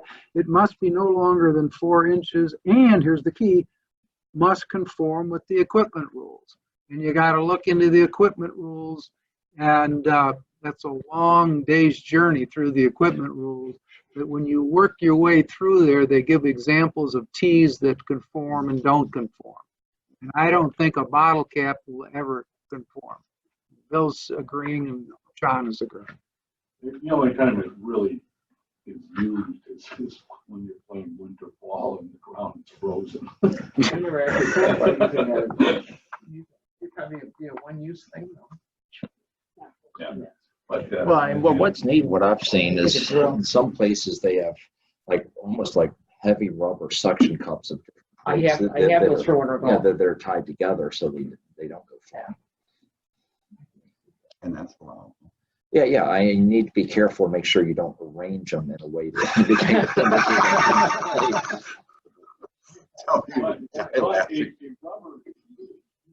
Is Arranged tee is because it can be placed on the ground, right? All right, we're going to move on to Rule 7. Purpose of the rule. This is, again, this is the old Rule 12. Rule 7 allows the player to take reasonable actions to fairly search for his or her ball after each stroke. The key there is the term reasonable actions. We've seen that in previous rules. We're going to continue to see that out, the word reasonable. But the player must still be careful, as a penalty will apply, if the player acts excessively and causes improvements to the conditions affecting his or her stroke. We're going to see if you act reasonably, you can still improve the conditions affecting the stroke. If you act unreasonably and you improve them, you're going to get a penalty. Player gets no penalty if the ball is accidentally moved when trying to find or identify it. All right, so let's look at 7.1. How to fairly search for a ball. Player may take, and here's the words again, reasonable actions to find and identify a ball. Player is responsible for finding his or her ball in play after each stroke. For those of you who do high school tournaments, that is a nice little reference to have at your fingertips. One of the irate parents says, "Why didn't you find my son or daughter's ball? That's your job." You can point to this and say, no, it isn't. It's the player's responsibility to find his or her ball after each stroke. The player may fairly search for the ball by taking reasonable actions to find and identify it, such as moving sand and water, moving, bending, and look at the list. You can bushes, tree branches, growing things. You can also break certain objects, but only if such breaking is a result of reasonable actions. So the key there is reasonable. If you hit your ball into the very tall fescue at Erin Hills, how do you find your ball? Well, you probably get your 7-iron or whatever, and you push the grass from one side to another to get it. And if you find it, you find it, and if you don't, you don't. What you can't do, and what would be unreasonable, is to swing wildly with the club so that you chop down the tall fescue, so that if you do find your ball, you then have a nice lie for the next shot. There's no penalty under Rule 8.1a if the improvement results from a fair search. Is that saying if you take reasonable actions to find your ball, even though you improve the conditions affecting the stroke, is that okay? And the answer is yes. That's what that rule says. But it has to be reasonable. But if the improvement results from actions that exceed what is reasonable, then you're going to get the general penalty. To try, find, and identify the ball, the player may remove loose impediments, as allowed in 15.1, and may remove movable obstructions in 15.2. Why is that? Because that has nothing to do with the conditions affecting the stroke. John went over 8.1 this morning. He specifically talked about the fact that moving loose impediments and movable obstructions are not part of Rule 8.1. All right. 7.1b, what to do if sand affects lie of player's ball is moved while trying to find or identify it. The player must recreate the lie, may leave a small part out. I'm not sure why they don't have the cross-reference. Usually they do. The cross-reference should be see Rule 14.2d. And we'll go over that when we get to it. Example, you're playing a hole, par 3. There's a large bunker right in front of the green. The flag stick is in the front. You hit your ball and it goes into that bunker. You then go down there and you look around and you can't see anything. You say to a spectator there, did you see the ball? And he says, yeah, it went right into that bunker. Well, where was it? Well, I don't know, it's right in that bunker. You now have to take reasonable actions to find the ball, and you got 3 minutes to do it. If you start with your hand and the 3 minutes runs and you haven't found it, your ball's lost. So reasonable actions could include taking a rake and scraping the sand away for purposes of finding the ball. That's reasonable. And in my opinion, that would be reasonable if the ball is not otherwise above the surface. But then it says you must recreate the lie. You got to replace the ball by recreating the lie, and you may leave a small part of the ball visible. And again, we'll see that in under 14.2d. If the player plays the ball without recreating the original ball, the player gets the general penalty. Question, why do they get a general penalty? Because they played from a wrong place. Why did they play from a wrong place? Because they were supposed to recreate the lie and put the ball down, and instead they set it on top. So they may have played vertically 1 inch above. And we'll see when we get to 14, the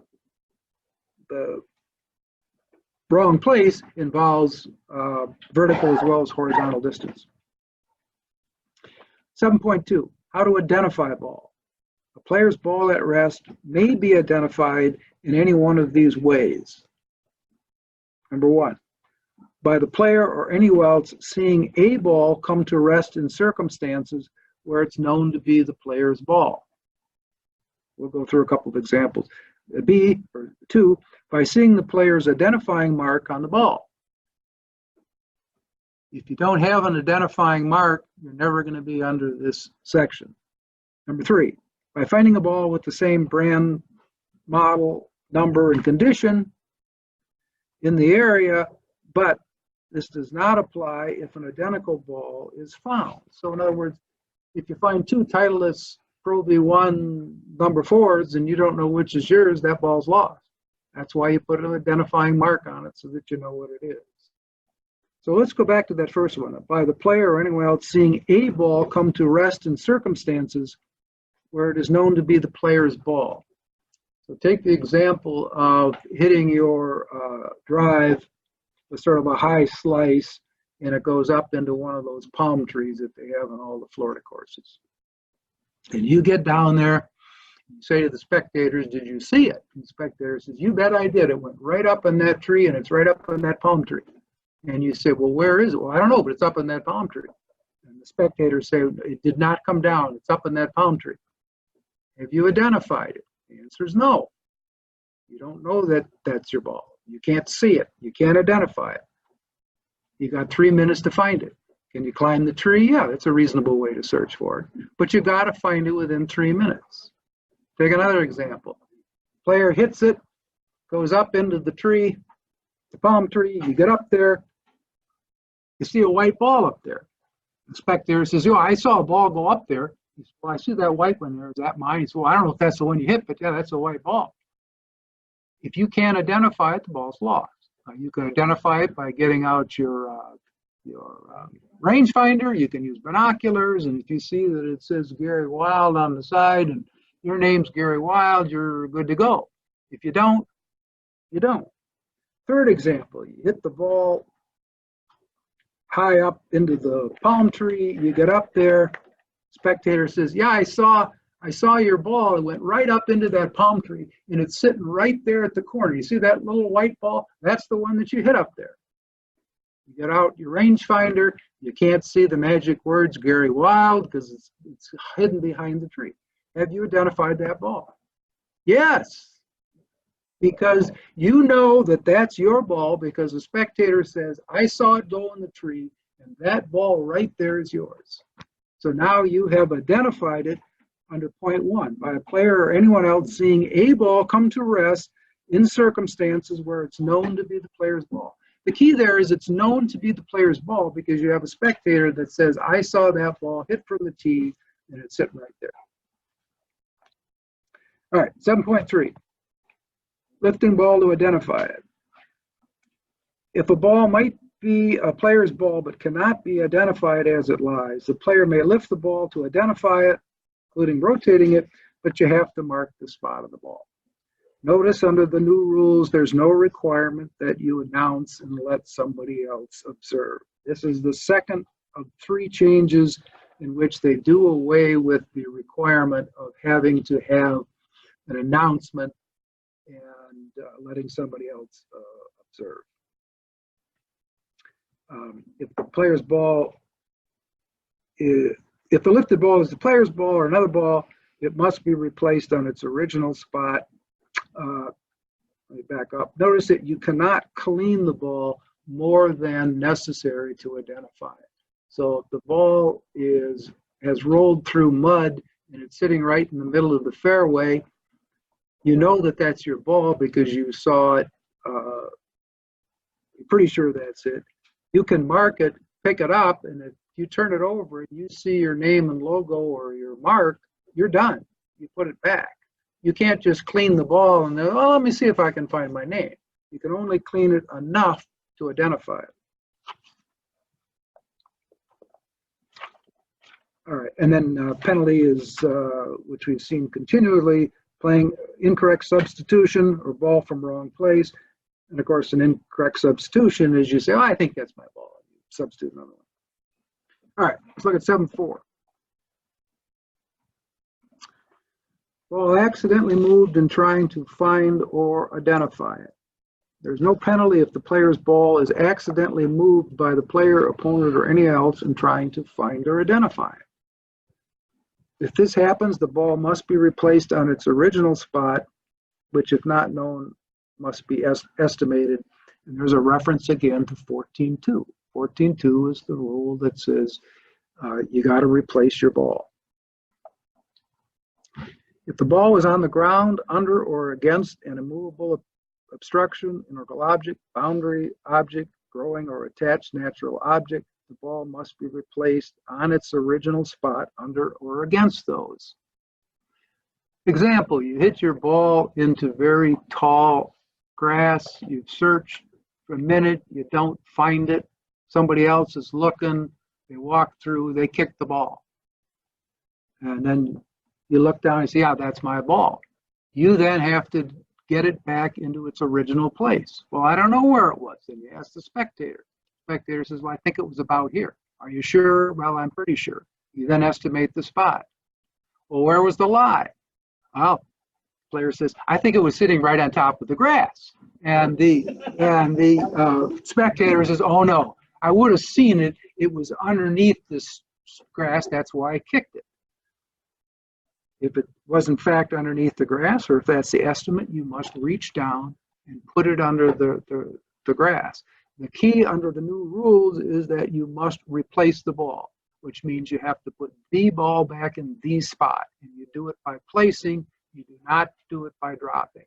And if you're not sure of the exact spot, you estimate. If you're not sure of the exact lie, you estimate it. If the ball was covered by sand, the original lie must be recreated and the ball must be replaced in that lie. Notice once more the reference to 14.2D. So an example of that would be in the bunker. You kick the ball. It was under the sand. You kick it. You then have to recreate the lie. You have to rake it to get it as smooth, and then you push it down. And you can leave a small part of it showing. Question? But if it's in the long grass, there's no opportunity for you to leave a spot so you know where the ball is under the grass. Correct. That's how I read that rule. You must, the leave a small spot only refers to the ball in the sand. If you are putting the ball back, you have to put it back to where it was before it was kicked or moved or whatever. But is that true too, that if you are just moving the sand away from it and as soon as you see the ball, you can stop, even though you have not moved the ball and leave that open? Notice that the rule is you have to be able to identify your ball. So if you push enough sand and you see the ball, you think it's yours, you have the right and the responsibility to identify it. How do you know that that isn't somebody else's ball? If Well, let's just say that you move a little bit of sand and your ball becomes visible and your mark is right. and you're done. That's your ball. Well, you would be. Right. See, once you've identified the ball, what are you doing? We're talking about Rule 7. You're entitled to find and then identify it. You have found a ball. You have now identified it as your ball. We are now done. But the ball would not have been moved. Right. Yeah. The question poses, if the ball is not accidentally moved, it's just in its place, as soon as you identify it, you are done. If in the process of searching for it, you kicked or moved the ball in sand, then you are required to recreate the lie, put the ball in it. If it was covered, cover it, but you can leave a small part to see it. And because we're saying covered by sand, it does not have to be in a bunker. That's correct. Any sand. And that'll be clear when we do 14.2D. The two rules are it's either in sand, which means anywhere on the course, or it's not in sand. There's a couple of rules, interpretations that I just want to mention. They're under 7.4. You're allowed to find your ball. So you hit your ball into a tree. Get there. Is it reasonable to shake the tree to find the ball? Yes. Is it reasonable to climb the tree to find your ball? Yes. If you do either one of those, attempting to find your ball, you do not get a penalty for causing the ball to move. But you got to replace it. And it may be difficult to replace it if it's in the top of the thing, and you may have to declare it unplayable, but you're not going to get a penalty. However, if you go there, you see a ball in the tree, you identify it by using your rangefinder, you're done. Now, if you climb the tree for purposes of hitting it and you cause it to move, you're going to get a penalty, as we'll see under Rule 9, for causing the ball to move, and you got to put it back. If you can't put it back, you're going to get an unplayable ball, so you're going to get 2. So the key is you have the right to take reasonable actions to search and identify the ball. Once you have found it and identified it, you're done under this rule. Any further questions on 7? If not, Bill is now going to see how well we listened this morning.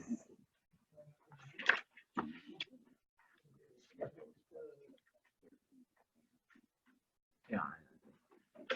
Leave until the end if there's time. Okay, obviously we're going to continue on with having questions that kind of cover the material that we presented today, and all of you that are here in this room in front of you have these questions in front of you, and for those of you online, the questions should be up on the screen.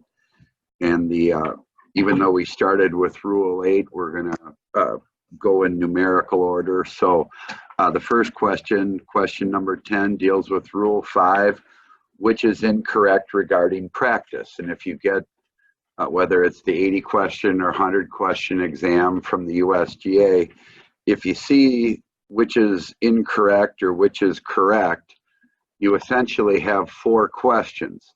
and you have to answer each question. Is it correct or incorrect or true or false?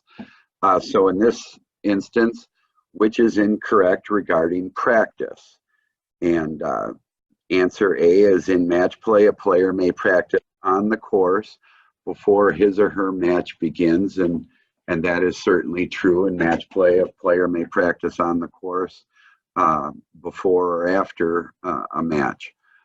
Answer B, between the play of two holes, a player may practice putting or chipping on or near any practice green and the putting green of the hole. And that is definitely a correct statement. That's allowed under the rules. Answer C, the committee may not adopt a local rule prohibiting, restricting, or allowing practice on the course before or between rounds in either form of play, match play, or stroke play. And that is not correct, or it is incorrect, because a committee may adopt a local rule. And under that rule, if you look at the blue writing, it says right there that a committee may adopt that. So we know that is incorrect. And normally you would simply answer that one and move on to your next question. But I would strongly recommend going through every question or answer and making sure. So a player may practice on the course after completing play of his or her final round for that day. And starting in 2019, we know that is true or correct. So the correct answer for question 10 is C, the committee may not adopt, and the committee may adopt that. Very similar question regarding Rule 5 again. Which one of the following is false regarding stopping play? So again, we have 4 questions that we have to answer within the answers themselves. So answer A, players in a match without penalty may discontinue play by mutual agreement as long as the competition is not delayed. And that's a true statement. That says it says it right in the rule itself. So we can move on from there. Answer B, if the committee suspended play, the player may always substitute a ball when play is resumed. And boy, if there's one thing as an official you want to know, it's what the player is allowed to do in a resumption of play. And any time when play is resumed, you may or are allowed to substitute a ball. So the answer to that question is true. Answer C, players must always discontinue play immediately whenever the committee suspends play. And that looks like a true statement, except when you consider a normal suspension of play, and the players are allowed, once play is suspended, is to, depending on where they are, and if they've begun a hole, they're allowed to continue play up to the point where they finish that hole. So that is a false statement. But again, I would move on and answer D just to make sure. And answer D is a player may only discontinue play on his own if he believes there is danger from lightning. And that actually is a very true statement, as John or Dan alluded to in the presentation this morning. So the correct answer for 11 is answer C.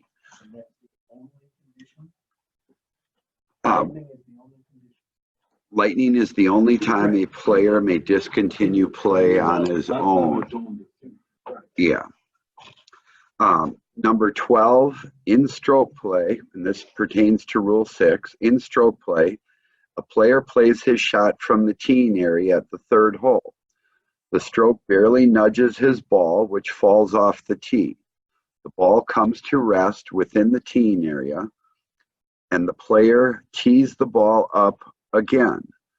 The player makes his 2nd stroke, which sends the ball towards a wooded area. After a 3-minute search, his ball cannot be found. The player returns to the teeing area. What is the proper procedure?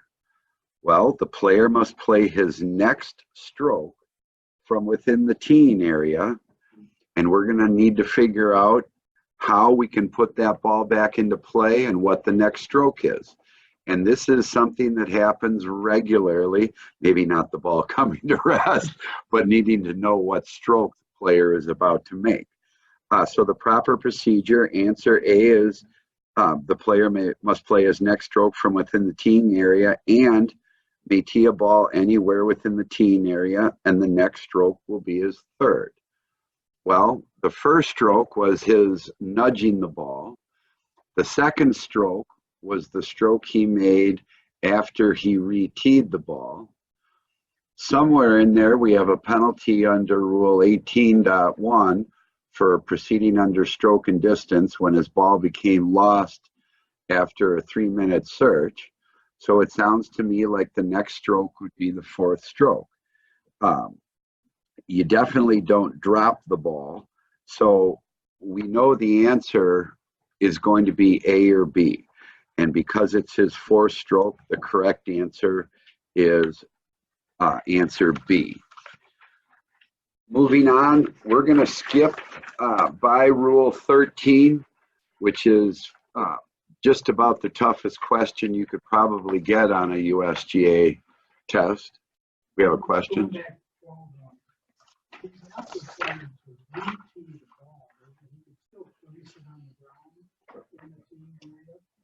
Yep, he could, any way to put a ball in play under the teeing area rules. So he could drop a ball within the teeing area, he could place a ball within the teeing area, he could tee a ball within the teeing area.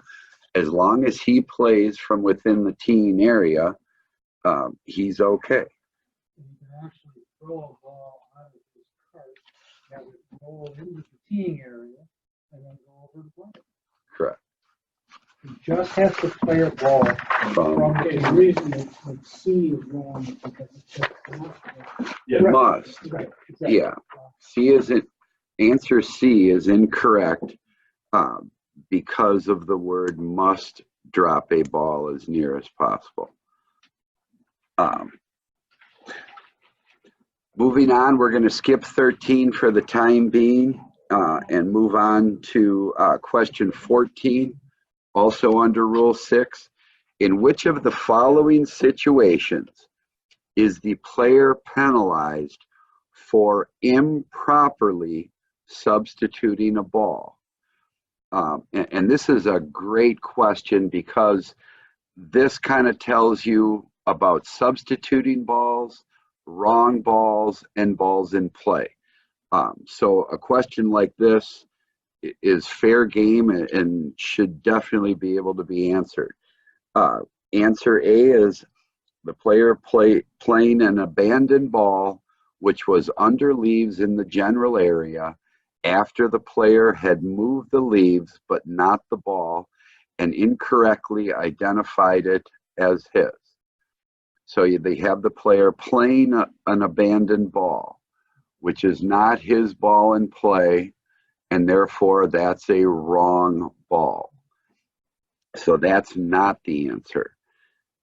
Answer B, playing a ball which was dropped and played for a ball which was in a penalty area when the ball in the water could be easily retrieved. And here in this situation, I'm substituting a ball. But if I'm taking relief from a penalty area, I'm allowed to substitute a ball. So even though I'm substituting it, I'm not improperly substituting that ball.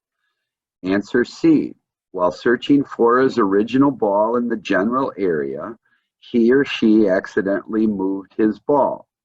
He then lifts his ball and places another ball, meaning a different ball, in the location where his original ball was estimated to have been. Well, if a ball at rest is moved while searching for it, I'm required to put back the original ball, and I'm not allowed to substitute with 4 very distinct exceptions. This is not one of those exceptions. So this would be improperly substituting a ball. But to make sure, we'll read question D.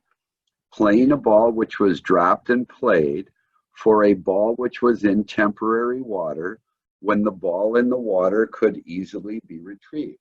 If I'm taking relief from a condition, I'm allowed to substitute a ball at any time.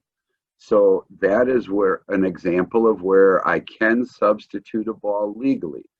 So the correct answer, the ball where I'm improperly substituting a ball, is answer C for question 14. Moving on to question 15, pertaining to Rule 7, which we just went over. A player accidentally moves his ball while searching for it in the general area. He did not know its original location. The correct ruling is answer A, does the player get no penalty and must estimate the ball's location and replace it at that spot? Well, I can tell you that's exactly what the player is supposed to do. So I would, if this were me, I would put true next to it. Answer B, the player gets no penalty and must drop the ball as near as possible to where it was estimated to have been. That would have been a great answer prior to 2019, but unfortunately it's January 10th in 2020. So that's not the correct answer. Answer C, player gets 1 penalty stroke and must estimate the ball's location and replace it at that spot. What makes that answer not correct is the penalty stroke. If I accidentally move it while searching for it, starting January 1st, 2019, there's no penalty, which also eliminates question D, or answer D, gets 1 penalty stroke and must drop the ball as near as possible. So the answer is, for question 15 is A, and that is found in Rule 7.4. Moving on to question 16, also pertaining to Rule 7. In stroke play, a player's ball lies in a penalty area and is believed to be covered by twigs, grass clippings, and leaves. He gets the whole gamut. He searches for the ball by moving twigs, grass clippings, and leaves in the penalty area with a club and his feet. The player sweeps away a pile of leaves with his foot and accidentally kicks and moves the ball that is within the penalty area. The player then decides not to replace the ball and proceeds under Rule 17.1D2. The player gets how many penalty strokes? So our possibilities are 1, 2, 3, or 4. Well, first of all, am I allowed to move loose impediments if my ball's in a penalty area? As of last year, the answer is yes. Also, if I move my ball in the process of searching for it, am I allowed, do I get any penalty for it? The answer is no. Even though I'm moving loose impediments, I'm doing so while fairly searching for my ball. So how many penalty strokes do I get? You know, I think 0 as an answer would have been an intriguing one because it looks like 0. But we don't want to forget that the player proceeded under the penalty area rule, and that's the 1 penalty stroke. So the answer should be A. The player gets 1 penalty stroke for that result. Any questions on that? Yeah, you only have to replace the ball if that's the spot you're going to play from. If you're allowed to proceed under a rule, and that would be similar to if I were going to take an unplayable ball rule and I had somehow moved the ball while searching for it, or I'm proceeding under abnormal course condition or a penalty area rule. There's a number of rules where if I don't choose to play that ball and I am going to play from somewhere else, I'm not required to replace it. We're going to also skip question 17 until the end, but I think we'll have time for it. So moving on to question 18, pertaining to Rule 8. In stroke play, a player's ball lies in a sandy area in the general area. There is a mound of sand behind the ball. The player grounds his club lightly right behind the ball, and in doing so, press down the mound of sand, improving his lie. The correct ruling is that the player gets, and this is somewhat similar to the situation that took place with Patrick Reed, but also not exactly the same. So the correct ruling is that, we'll go through the answers. Answer A is the player gets no penalty and he must play the ball as it lies. Answer B is there's no penalty provided the mound of sand is restored prior to the stroke. Answer C, a two-stroke penalty and he must play the ball as it lies. And answer D, a two-stroke penalty and he must restore the mound of sand before making the stroke. The only time you have to restore the sand is if the ball was moved and you're recreating the lie. So those two answers are incorrect. Now, does he get a penalty of two strokes or is there no penalty? And because the situation was done in grounding his club lightly, the improvement is overlooked because his actions are allowed. You're allowed to ground your club lightly, which is quite different than taking a practice swing and scraping away a mound of sand behind your ball. So the correct answer for question 18 is A, there's no penalty and the player would play the ball as it lies.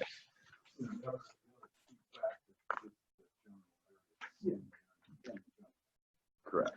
Yeah, at one point with questions like that, you know, if a question presents a fact, that even if that fact seems doubtful or unlikely, just accept it as a fact. So when it says the player grounds his club lightly, just take that as a given. Don't read The other it. thing that I would do on this, if I'm reading question 18, I would always circle the word general area. Precisely the point that John made. So your mind is not focused on this being a bunker. Your mind is focused on we're in the general area. Okay, is it a penalty? And you probably come to the conclusion it isn't a penalty, whereas if it's a bunker, you're probably thinking, oh, that's probably a penalty. Correct. What you try to do with this quizzing is in this case, you pretty much determine, is there a penalty or not?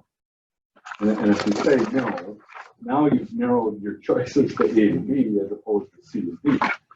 Or if you think it's a two-stroke penalty, at least you've narrowed it down to two of the choices, which is and just so the people online heard that, another key in question 18 was that the player's ball lies in a sandy area in the general area. Had the player's ball been laying in a bunker, obviously the answer would then be C. The player gets a two-stroke penalty and would play the ball as it lies. So a great point there. Moving on to question 19, also pertaining to Rule 8, a player will get the general penalty for which of the following actions. So here is another type of question that USGA presents where you're going to be going through all of the answers and trying to figure out which is a loss of hole penalty in match play or a two-stroke penalty in stroke play. So we'll go through them. Answer A, a large branch has broken off and fallen from a tree. The player's ball is in the general area and the branch interferes with his swing. He breaks off the interfering part of the branch and makes his next stroke unimpeded by any part of the branch. Well, the branch is simply a loose impediment. You're allowed to move all of it or any part of it. And so that would truly be no penalty. Answer B, The player uses his pitch mark repair tool to try to pry out an acorn which had been stepped on and was buried on the putting green from his line of play. He repairs the hole left by the acorn before making his next stroke. And this is somewhat ahead of the game, but somewhat deals with the line of play. And we're going to see when we get to putting green what you're allowed to fix. And one of the things would be, if it's easily removed, would be to pry an acorn out or a stone or something like that and repair the hole or the damage that was left by that. So that actually, we're going to see that that's no penalty. Answer C, the player's ball is in the general area and he removes spider webs that are attached to several branches of a tree. If I simply go to the definitions and I look up loose impediment, you'll see that a spider web, even though it is attached, is considered a loose impediment, and I'm allowed to remove loose impediments anywhere on the course. So that would be no penalty. And answer D, the player taking relief under Rule 16.1b replaces a divot in its divot hole. You like that, John, don't you? In the relief area before dropping his ball. And that is something I'm definitely not allowed to do, is to improve the area of the relief area in which I'm going to drop a ball. And that was covered under Rule 8.1a, Item 3. So the correct answer there is D. I would get a 2-stroke penalty for putting a divot back in its divot hole prior to dropping a ball and taking relief from an abnormal course condition. So now we're going to backtrack real quick, and I'm sure we'll have time to cover this. We're going to go back to question 13, and in order to answer question 13, you do need to have an understanding of 1, what is a substituted ball, 2, what is a wrong ball. While we haven't covered it, the procedures under the unplayable ball rule. So we'll go through the question as best we can. In stroke play, a player hits his tee shot into the rough on the 18th hole. He searches for 2 minutes and finds a ball in a bad lie. He decides it is unplayable and drops it in under Rule 19.2b, which means he's taking the 1-stroke penalty under Rule 19 and dropping under the relief procedure back on the line. He hits it on that ball onto the putting green. When he gets there, he realizes that it isn't his ball. He returns to the area and finds his original ball in 30 seconds. So before the 3-minute time period is up, in a playable lie. Without lifting it, he plays it to the green and holes out in 2 putts. He then goes into the scoring tent and before returning his card, tells the scorer what he just did. His score for the hole is, obviously the answers are A, 6, B, 8, C, a trip to Dairy Queen, and D, he must return to the tee and will be playing his 7th stroke. So let's go through it. So he hit his tee shot, and here's a good example of Dan's idea to use a chart with actual strokes and penalty strokes. So obviously the opening tee shot is one of his original strokes. He then searches for his ball and finds a ball in what he considers an unplayable lie. And he proceeds under Rule 19 and chooses the back on the line relief option, which would be great if the ball he was declaring was unplayable was his own ball. And while you think this question is far-fetched and may not happen, Dan and I were talking earlier, this happened to one of the top 3 players in the state of Wisconsin in the state junior championship at Bristlecone Pines, or the Legend of Bristlecone. This truly happened, but this happened to be on a USGA test. So when you think far-fetched stuff like this can happen, this truly did. So the player found a stray ball, declared it unplayable. And I can declare a ball unplayable without finding it, provided I proceed under the stroke and distance option.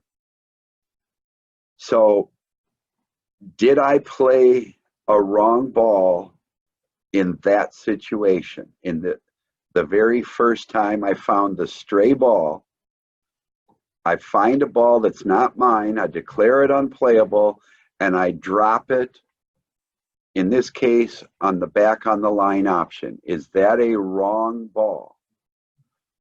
No. I have substituted a ball by dropping a ball in a wrong place, and I don't think there's any question that it's a serious breach. Once I dropped that ball, and I would have been proceeding under stroke and distance, that ball became the ball in play. Well, then I get up there and I find it's a wrong ball. So now the rules state that I have to go back and play the correct ball or play by the rules. Okay, well, where was I supposed to have played that next shot? At the teeing ground, right? Once I drop the ball under the unplayable ball rule, I've properly substituted a ball, but in a wrong place. So I'm required to go back to the tee, and my original ball is no longer in play. When I went back to that spot and searched for 30 more seconds and found the original ball and played that ball again, that is a wrong ball. It wasn't dropped by me, and I think the question even said it, without lifting. So I haven't substituted again in a wrong spot. I've truly played a wrong ball. That is a 2-stroke penalty, and that stroke does not count. So I have the unplayable ball penalty. I have the stroke and distance penalty. I have the original tee shot. So what am I required to do? I'm required to go back to the tee and put a ball into play, and I should have 1 actual stroke that counted, and I should have 5 penalty strokes. 2 for illegally substituting a ball in a wrong place, 1 for stroke and distance, 2 for a wrong ball, and I would then hit my 7th stroke off the tee. I can tell you, for those of you that run tournaments, if this situation were to happen, you're going to have a traffic jam on your 18th tee, because the player is going to need to be taken back to correct the error. Is that somewhat clear? And Bill, I have a question. Isn't answer D also incorrect? Because you are required to return to the teeing area. I believe you can't. that's funny. You must not return to a tee. That's funny, because these are taken right out of the USGA. Thanks. That'd be one of them. You are correct. The other thing on this is, the only reason we took it out initially is because it asks a lot of stuff that we haven't covered yet. But this is 19.2/5. So if you want to make a note of that and read that up, we'll cover it when we get to Rule 19, but it's 19.2/5.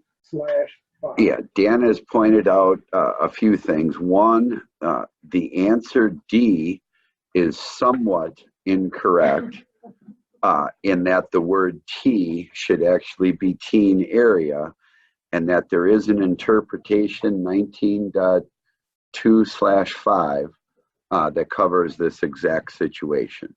But I think it says in the instruction, In- the answer that is most correct. Yeah. Yeah. Is it? So that's the most. And I may have said decision. It's actually interpretation 19.2. Okay, the very first ball, that the stray ball that he lifted and declared unplayable. You can declare a ball unplayable without knowing the position of your original ball, but the only option you can use is stroke and distance. In order to use back on the line or lateral relief, you have to know the position of the ball. So the player proceeded under a proper rule, but dropped a ball, which was allowable, in a wrong place. You have to keep in mind, in the scheme of things, that wrong place is a serious breach and does require correcting, because that affects the rest of the answer. So he has two penalty strokes for playing from a wrong place. He also gets the 1 stroke penalty for the unplayable ball rule, which he proceeded under, which sort of would have been the penalty stroke under stroke and distance, because that's the option he really had to have proceeded under. When he went back and found his original ball, the original ball was no longer in play, because that first ball was not a wrong ball. It was a properly substituted ball that was dropped in a wrong place. So that his original ball, when he played it, when he went back, was a wrong ball. So that's another 2-stroke penalty. So you have 2 for illegal substitution, 1 for the stroke and distance option under the unplayable ball rule, 2 penalty strokes for playing a wrong ball. The original tee shot counts. So now we lie 6, and we have to go back to the tee to correct the error of the serious breach of playing from the wrong place when he declared the stray ball to be unplayable. Maybe it's tricky, but on the national exam, every single year This is that I've taken it, you are going to have an unplayable ball. You're going to put it in play without having found your original ball, and you're going to put it back in play without going under stroke and distance. So it's a real easy one. Just remember, if it's unplayable ball, they're going to give you that question. There's going to be an unplayable ball question, and you're going to proceed under one of the options in which you had to have originally found your ball. And always remember 19.2/5. Right. This is, under the old rules, there was probably 6 or 7 decisions that all covered this, but now we got just this one. This is the one to know. John, you had a question? So is there a penalty related to playing his original ball that he went back and found? Yes. Yes, because it's a wrong ball. It's a wrong ball. Wrong ball. That was a wrong ball. The stray ball that he declared unplayable is simply substituting a ball, but playing that substituted ball from a wrong place. There's a 2-stroke penalty for playing from a wrong place. He's allowed, when he declares the ball unplayable, you're allowed to substitute a ball.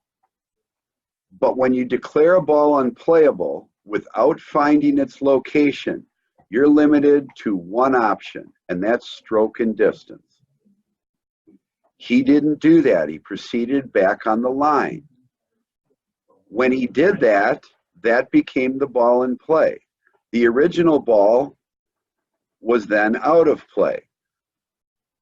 And then when he wound up getting to the green, he found out that was a wrong ball, or excuse me, that was not his ball. he had illegally substituted a ball. It was not, the first ball was not a wrong ball because he dropped it. He put it into play. Is that how you see it? Yeah. And I think the way to look at it is that when he hit his tee shot up there, and first, as Bill said, to use the unplayable ball rule, to use anything other than a stroke and distance option, you can only do that with respect to your ball. So so the only option he could have proceeded under at that point was stroke and distance. Instead, he drops and plays somewhere in a different place, much closer to the hole. So he's dropped and played from a wrong place, and it's a serious breach of playing from the wrong place. And then he gets 2 penalty strokes. Well, you total 3 penalty strokes: stroke and distance plus 2 for playing from the wrong place. So then, at that moment, what's he required to do? We could go back to the tee. Yeah, but instead, what happens when he plays his original ball without touching it? That original ball is no longer in play, so that's a wrong ball. So then he gets 2 more penalty strokes for playing the wrong ball. But, so there is no penalty for the substitution. Correct. That's correct. 2 + 1 = Yeah, There's no penalty for the substitution. because it was just the penalty for playing from the wrong place. Yeah, and essentially Rule 19, you can substitute a ball no matter what option you play under. So that is allowed. It's just that he played from a wrong place under that rule. Moving on to another one that's a little bit crazy is question 17. I think on the sheet it should be question 8. A player plays a provisional ball into the same general location as the original ball, and both balls are found. The player is unable to identify either ball. What is the ruling? Well, answer A, if both balls are found on the course, the committee must decide. That hopefully would send up alarm bells that that's not a correct answer. Answer B, if only one of the balls is found on the course, that ball is treated as the provisional ball and is now in play. The other ball is out of play. Answer C, the player must return to the spot of the previous stroke and play a ball under a penalty of stroke and distance, and will be making his 3rd stroke. We know that's not the answer, because if neither ball was identified and you were required to do that, you'd actually be making your 5th stroke, not your 3rd. Answer D, because the player is unable to identify either ball, both balls are deemed to be lost and the player must return to the spot of the previous stroke and will be making the next stroke will be his 5th stroke. While that seems a bit harsh, because you found one of your balls, and honestly, while we were going through it this morning, I discovered that actually the answer is found in 2 different spots.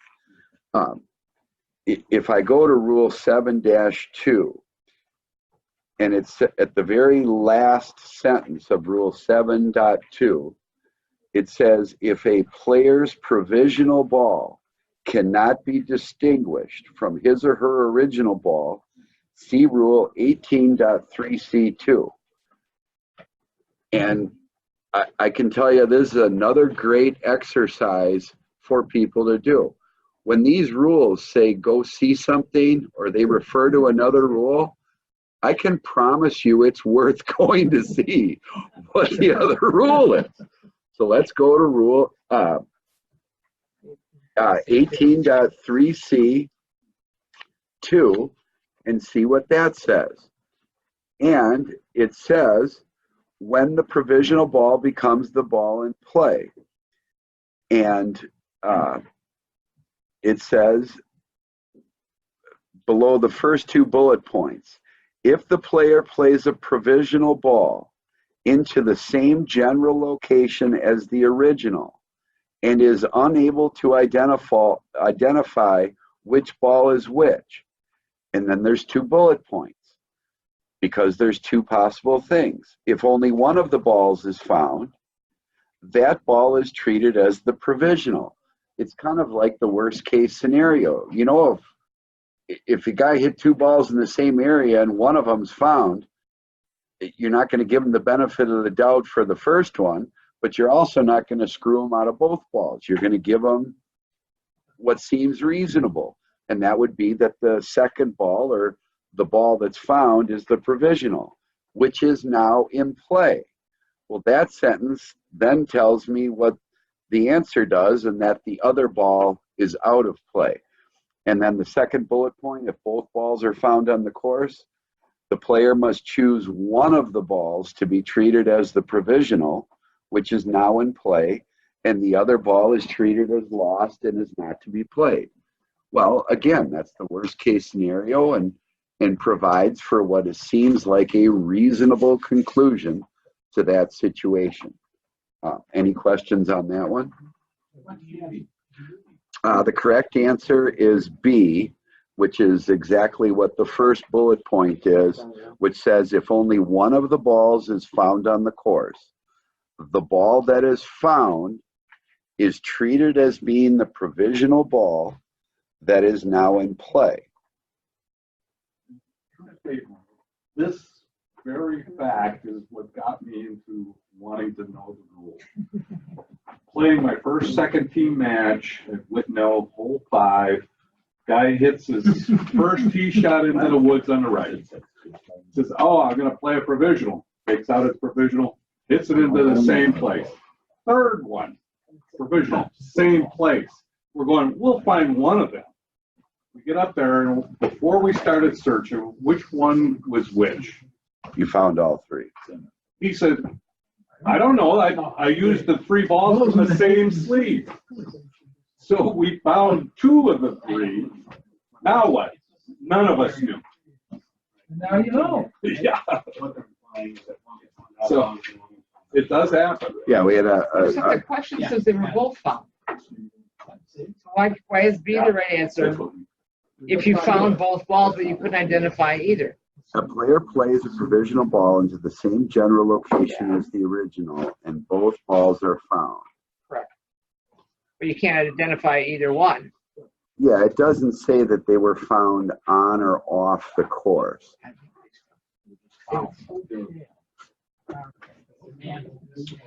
The answer, but It says he chooses whichever one he wants. You know, I would say But it's considered. that's somewhat fair game, because the first answer says if both balls are found on the course, the committee must decide. we don't know where the balls are. They could both be off the course because it's not stated. But I guess when You can it, infer that one is on and one is off the course. well, when it says under answer B, if only one of the balls is found on the course, that ball is treated as the provisional and is now in play. It arguably the question might I would argue for D, be a little better. because I don't think you can identify either one of them. We don't know that either one of them. I don't know if either one of those are my Well, balls. the way I look at it is if this provision of rules didn't exist, then D would be the answer. That's why I hate these tests. That's why they put the rules. They're in there. difficult. Oh, I know, but they're written like every WIAA test that was fun. They're hard. Every course I've ever taken in how to design tests. Like even the first one, you start out with a double negative. Anyway, we want to let all of you know, and including you online, that our next session is actually next Wednesday morning, the 15th, starting at 8 a.m. It's not next Friday, it's next Wednesday, and we'll be sending out the email information on Monday morning.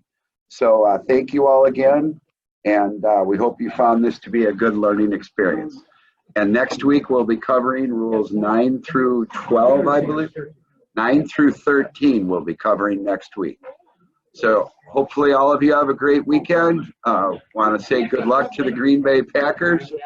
And if you're a fan of another team, good luck to your team. Nice job.